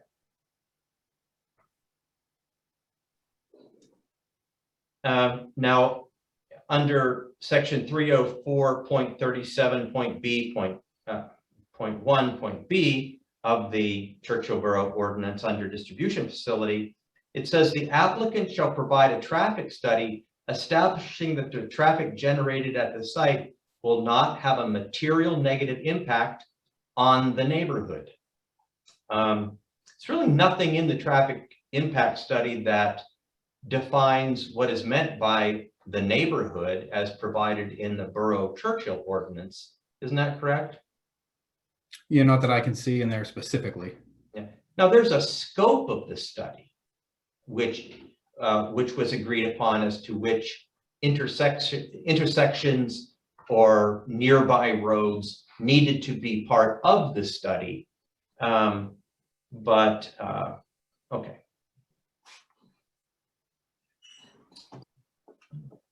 So just two more questions. So the success of the proposed mitigation set forth in the traffic impact study relies upon the projected trip generation of the traffic impact study. Isn't that right? Correct?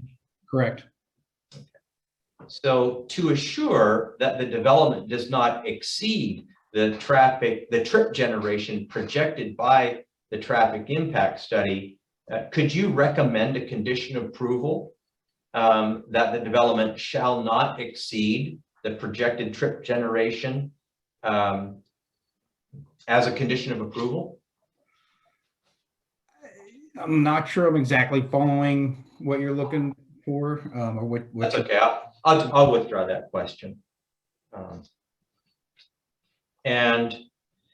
I just have a couple more questions about the review letters. So I'm looking first at the January 23rd, 2020 letter, which is, I believe, that's part of Exhibit 5, and it's the very first review letter that was included in that set of letters. What was the date again? That's January 23rd, 2020. Okay, I got it. Yeah, so if the scoping meeting, well, the scoping meeting occurred, as we established, on November 19th of 2019. So it kind of makes sense that this would perhaps be the first review of a preliminary traffic, it's a preliminary traffic submission review, as it says. So under number 1, just generally, this is a discussion about trip generation. And do you have it in front of you, Mr. Haberman? I do. Okay, I didn't want to ask you a No, question. I didn't have it. So fair to say, number 1 indicates that the first traffic submission was based, it says, based upon information provided regarding employees and trucks for a single location. And it says, in situations where site-specific trip information is being used, the standard process is, and then you explain to Langen Engineering the process that you expected to be used if they were going to use site-specific trip information. Is that correct? Correct. Now, was Gateway provided with the site-specific traffic information, or did you simply receive a traffic submission which presumed certain data as provided by an end user site? Because of the type of development and the size and the location of where this was being proposed. At the scoping meeting, we discussed Langen making a preliminary submission with their trip generation projections for our review, PennDOT's review, and the county's review, before they went forward and completed an entire traffic study. Typically, we don't want them to make that effort and then come back and say, well, the trip. So the initial submission that they made, their proposed trip generation was based on information provided to them by the developer or the end user. And we're saying in this letter initially here was that that's not an appropriate methodology or an accepted methodology in the industry or per PennDOT criteria. They either have to use trip generation, an applicable land use code from there, or they can collect data, local data or data at 3 similar sites and develop their own trip generation. Those were the choices that they had. The response was that this particular type of site, there aren't 3 of them, they don't exist yet. It's a newer type of a facility. So they wanted to use ITE. And then there were a series of, resubmissions with projections and comments back and more resubmissions till we got to a point where PennDOT, the county, and Gateway were comfortable with the projections that were going to be used in the study. Okay, and the discussion about the basis of those projections, it really ends in the next letter, which was dated May 4th, 2020. And so I presume in the next submission that was reviewed under your letter of May 4th, 2020, Langen had decided to use land use code 155 for high cube fulfillment center warehouse, and then to just very generally summarize the discussion in there.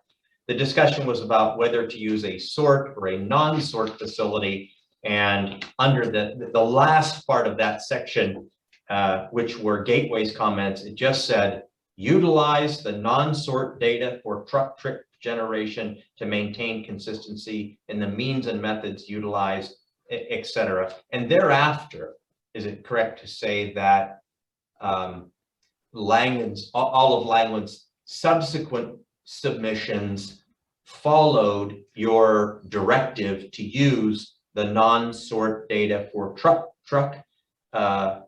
trip generation under that same land use code. That is the data that was used moving forward. Okay, all right, yes. And so that issue of projected traffic and how that would be calculated, it really did not appear thereafter in the reviews.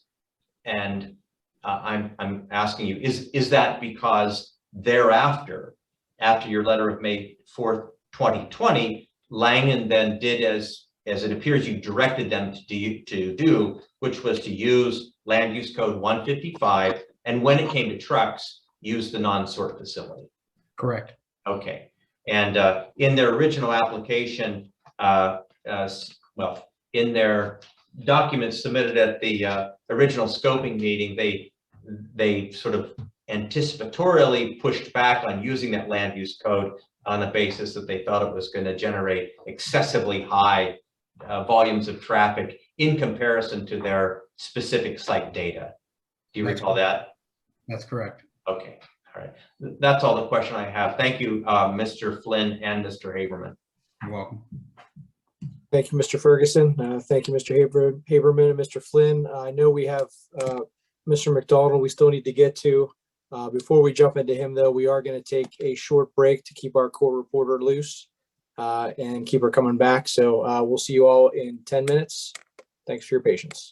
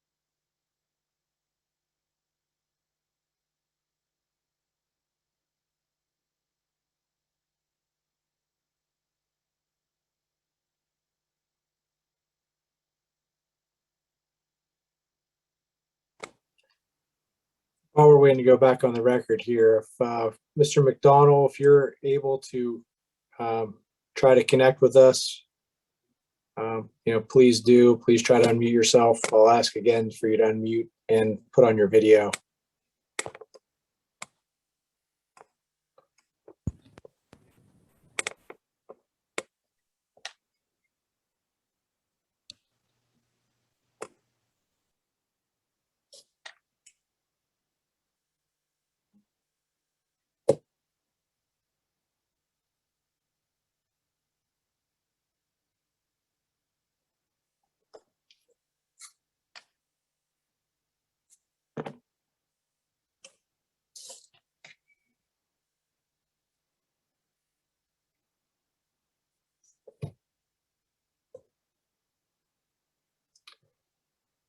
Alex, let us know if you have any way to contact Mr. McDonald offline.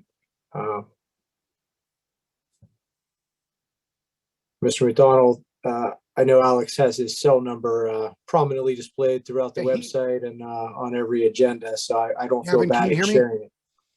I'm sorry, Ed? Gavin, Yes, can you hear me? I So can hear yeah, you. he had texted me that he was having technical difficulties and was asking if he could have time at a further hearing to ask questions. And Yeah, I mean, this is the time. This is going to be the only time where we have the the borough engineer, I imagine, will be participating throughout, but certainly the sub consultant. So when we really are hoping to close questioning on the borough engineer. Yeah, I think if he maybe logs off and tries to log on, because he has spoken before, he's participated in these hearings before. I was having technical difficulties earlier. That might be the best way for him to advance. So if you can hear us, Mr. McDonald, please try to log off and log back on again, and we'll be patient with you and stay off the record until you have an opportunity to take another crack at it.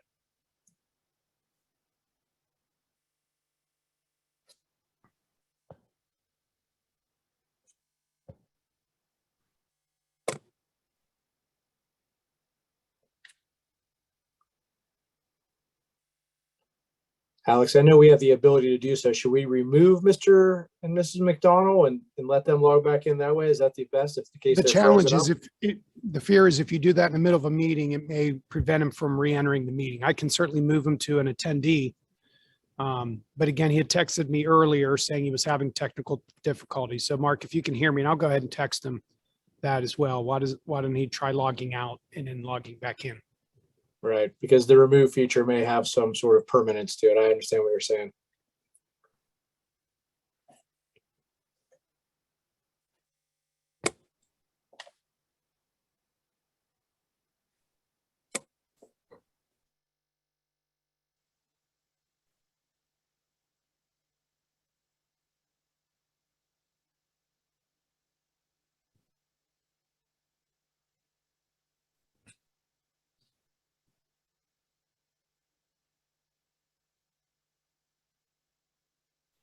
Ever resourceful, Krista suggested he might also want to call in.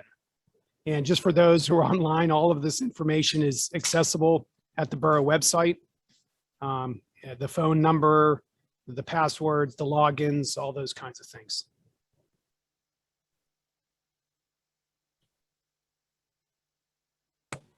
I did just get a message that says Mr. McDonald will start video later. I don't know. It seemed to be an auto-created message, but I like the idea, and that's why we keep Krista around, because she has always the best ideas to potentially use the phone option. I think that's pretty smart.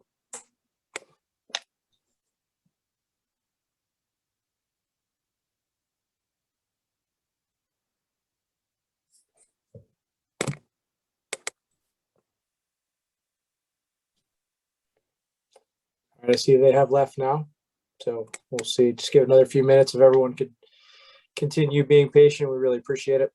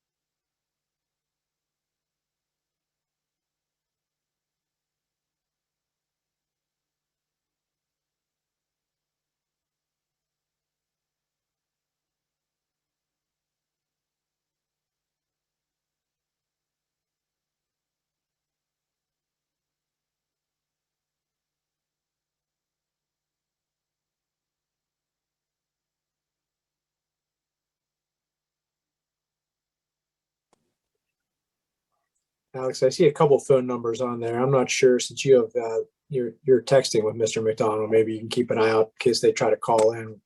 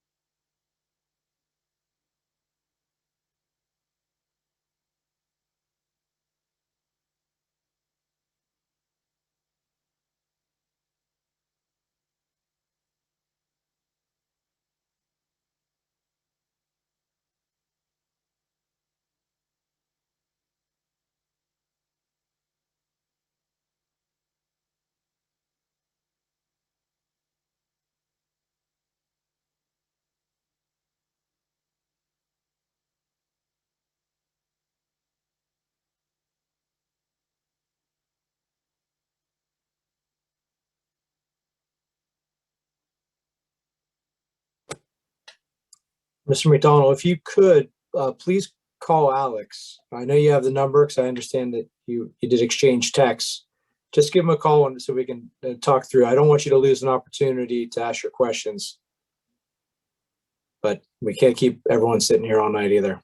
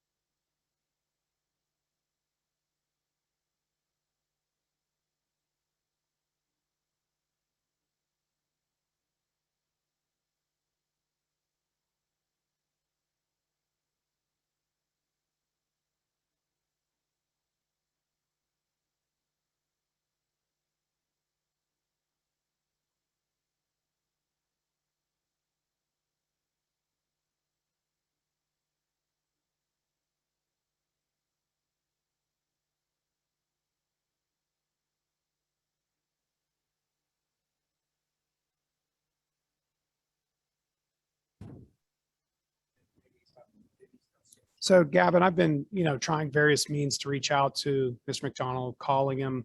I'm just getting voicemail, texting him.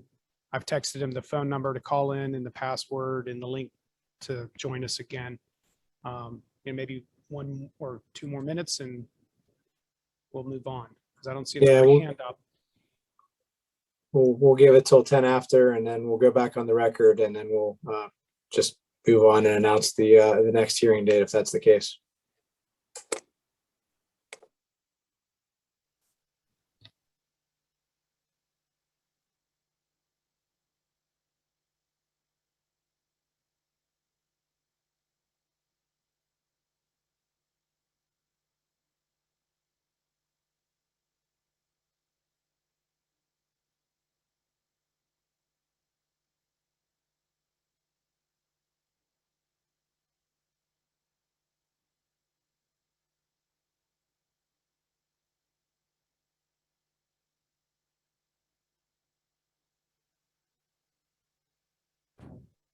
Just ask him if it's, because he'd have to go back on the record. Hey, Gavin? Yes. Yeah, it's Kevin. Okay, there are a few questions that I'd like to ask the engineers, just a few, so. Okay, great. Well, let's use this time. We'll give Mr. McDonald a little bit extra time, and if he has not figured it out by the time council is done with its questions, then we'll unfortunately we're not going to be left with many options. So let's go ahead and go back on the record. Kim, you ready? Okay. So we are back on the record now. We had been trying to coordinate with Mr. McDonald to let him ask his cross-examination questions of the borough engineer.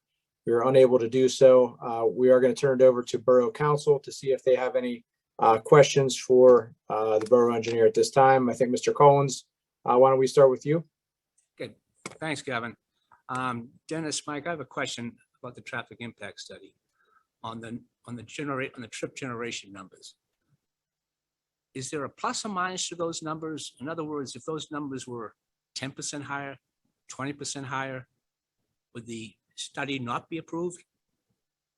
Do you understand what I'm trying to say? Is there a margin? I do, just like any statistical analysis, equations and rates that are developed for this type of stuff, there's a deviation from that, that average or whatever that equation is.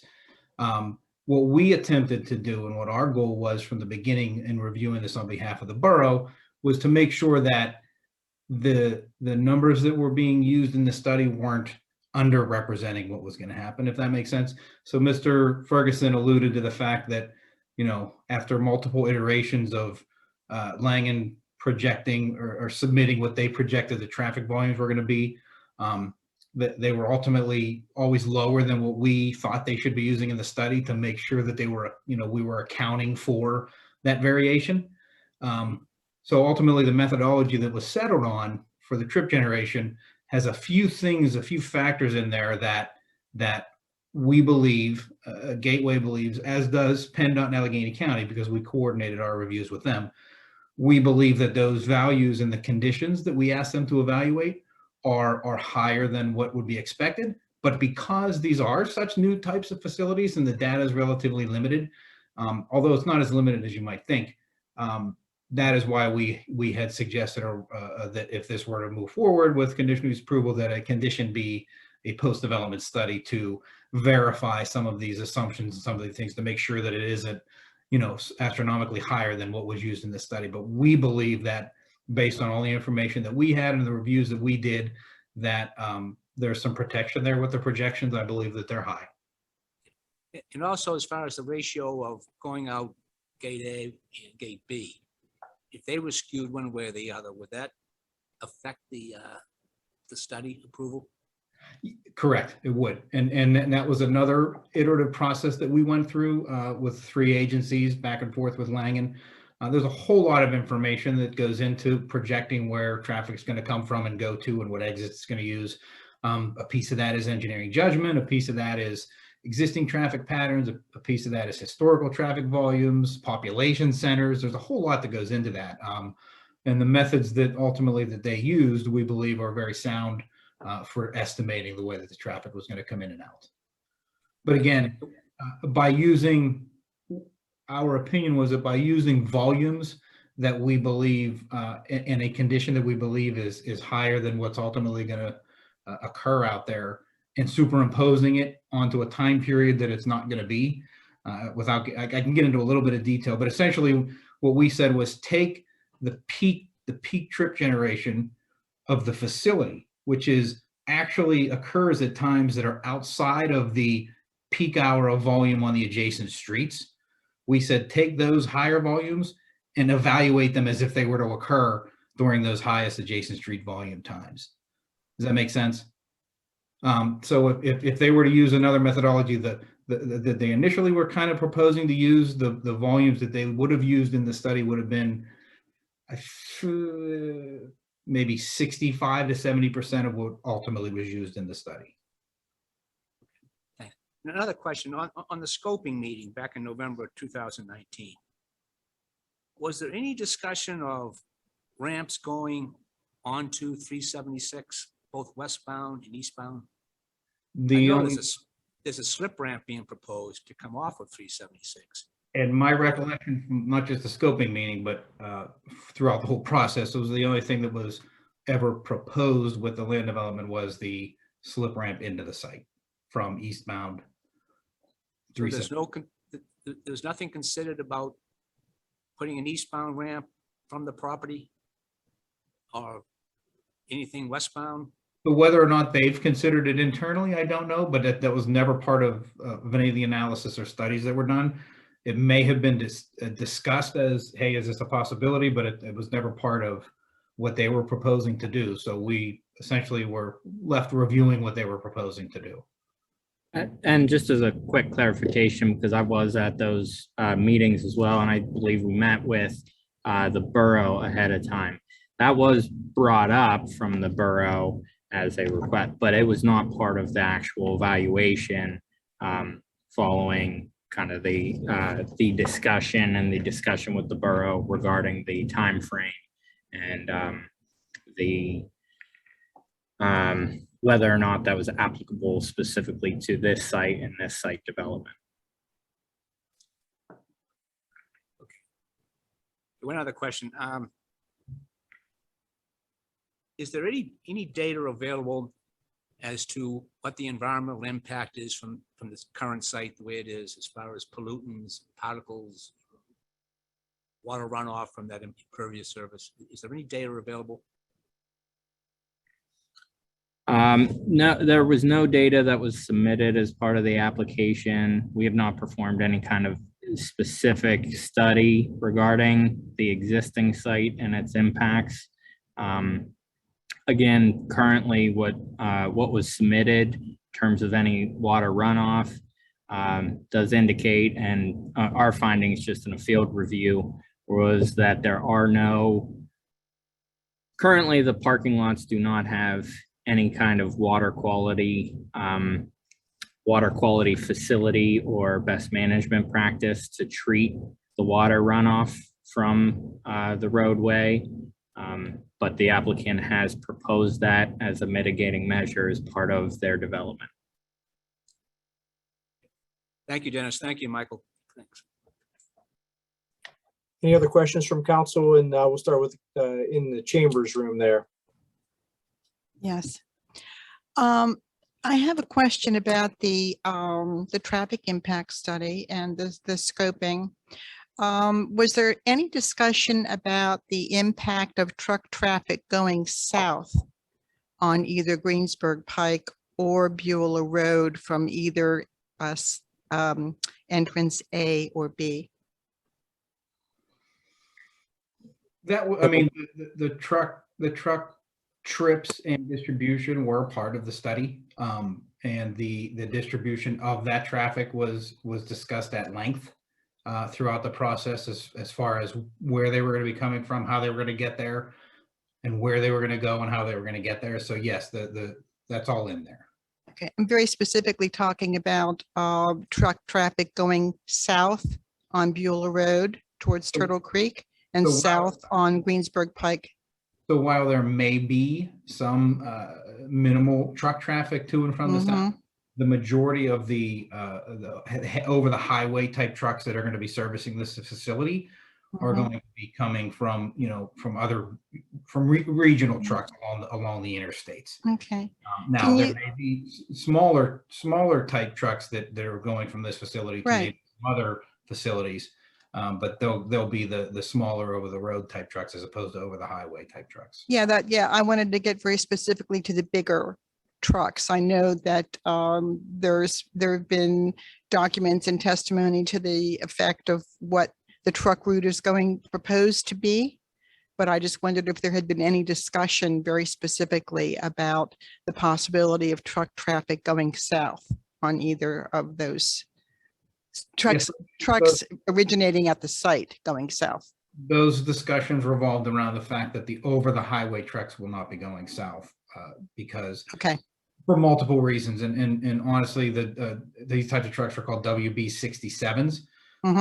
In the Commonwealth, they're only allowed on interstates in the highway system, and then only off of it to get to whatever their specific destination is. So there would be no destination to and from the south for those large over the highway type of trucks. Now, smaller trucks may exit the site to the south to other, next in line type of distribution facilities, but they won't be the over the highway trucks. That's our understanding. Again, that we're taking the information that's provided and experience we have and data that we're aware of and coming to a conclusion based on what that is. Okay, but you have received no reports that indicate that that's being contemplated, or where would I find a reference for that? Oh, it would just been throughout the review process and discussions we've had. I mean, it might be through emails and things like that and clarification comments and stuff we had, but it certainly was discussed. Okay, I appreciate your response. Thank you. You're welcome. And to Kim, our core reporter, that was Councilwoman Diane Law, just to help you out there. Any other questions, Ms. Law? Thank you. Okay. Anyone else in the chambers there? Councilman Matt Castillo. So just as a point of clarification on Diane's line of questioning, I believe it was testified that this facility was only going to have the large trucks coming in and out. In the traffic simulations, I guess, and the information from the applicant, were there smaller trucks that were also modeled that would be going south on Greensburg Pike or to other facilities possibly? So in the models, the heavy vehicles, there aren't specific kinds. It's either there's a heavy vehicle percentage and it doesn't, these types of models don't necessarily differentiate between a smaller truck and a larger truck. So a lot of that information regarding the larger over the highway type trucks is through the discussions and the coordination throughout the review process.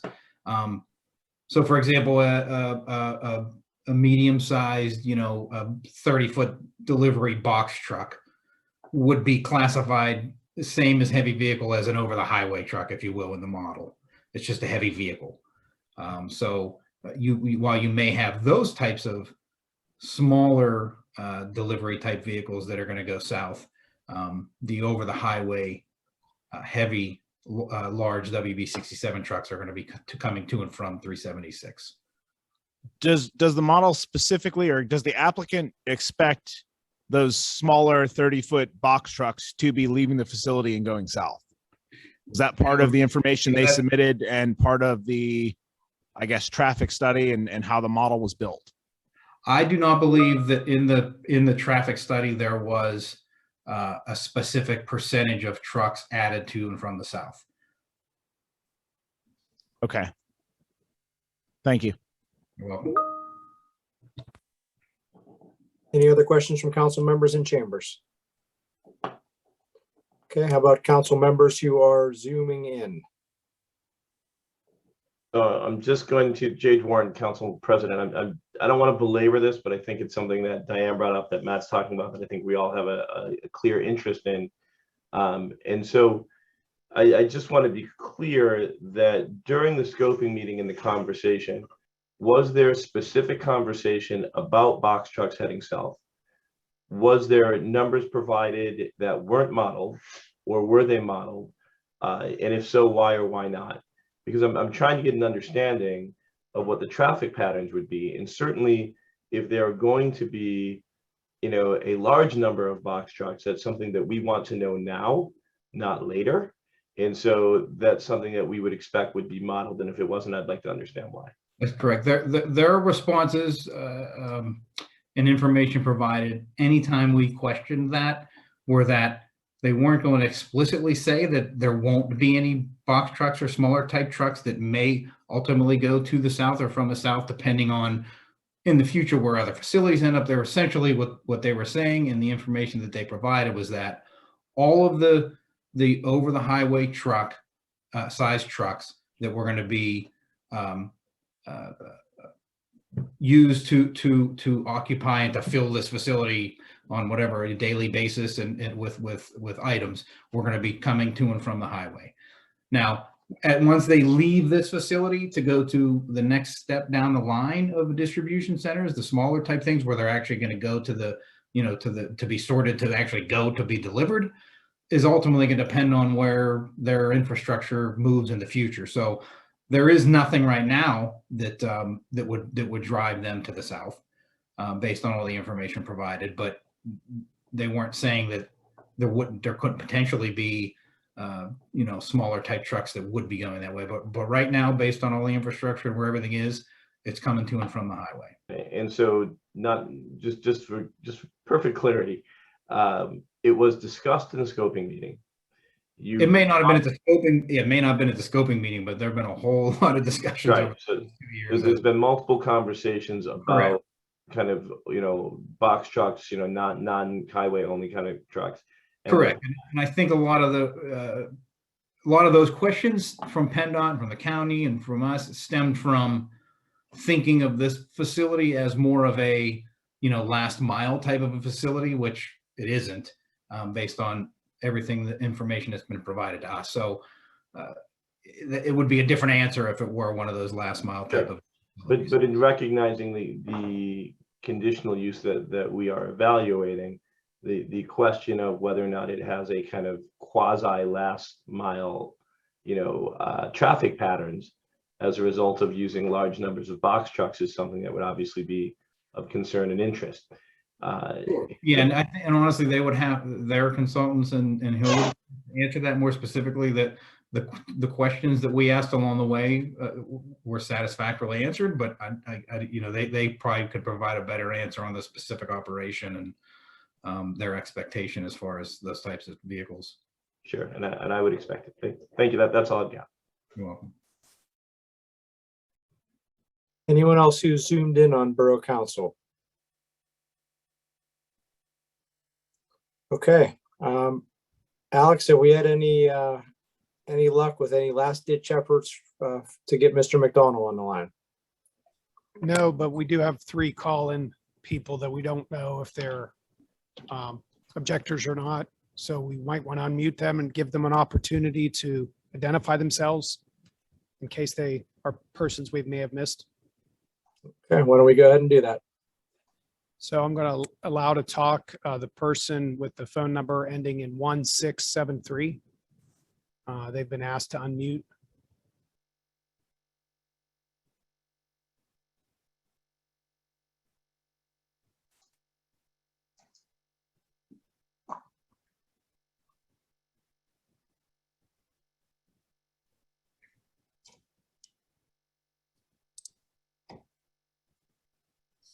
Okay, and then the other phone number was last 4 digits 9473. So 9473. If they want to unmute and speak, they're welcome to do that. Alex, this is April Klein. I'm not going to comment tonight. Thank you. And then lastly, there's a call-in user _1. So I'm letting them, unmute if they choose to speak.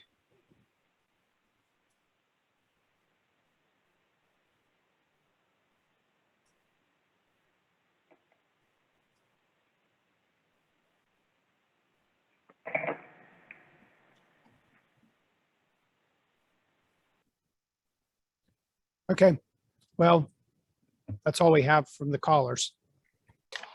Okay, well, we have made every attempt. I think we're maybe a little lucky after 11 hearings. That's the first time that this has happened to us. And I certainly wish that there was another way to get Mr. McDonald to have called in or to find another way to participate. But We've given over half an hour now, so I think that's making reasonable efforts for sure. All right, so with that said, I believe that we're done with the questions for the borough engineer and the consultants. We are going to pick up at 6 p.m. on Thursday, October 7th. We have that locked down from 6 to 11. I'm not sure if we'll need it all, but as I mentioned before, the intention is to have the applicant put on their rebuttal case. There will be cross-examination of, if there is cross-examination, it will occur hopefully Thursday night. And then I'd ask again, if there are public commenters, to be prepared to provide your public comments if we do have any time left over on October 7th. So with that said, are there any other housekeeping items? I see Mr. Ferguson has his hand raised, so. I saw no documents that were added to the borough website in connection with the rebuttal testimony.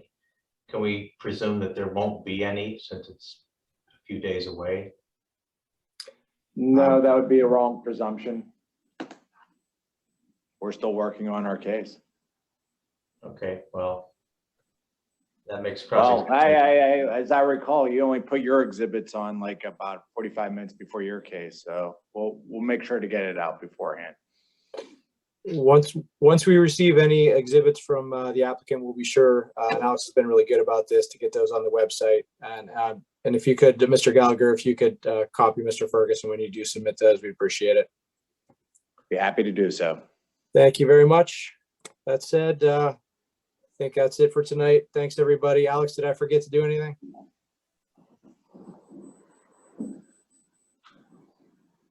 I think we're good. We just have had, 117 participants and about a dozen or so on the Facebook. The video can be watched on Facebook immediately following the meeting, and we post them on YouTube the following day. Thanks, Alex. We'll see everybody Thursday. Have a good night. Take care, everyone.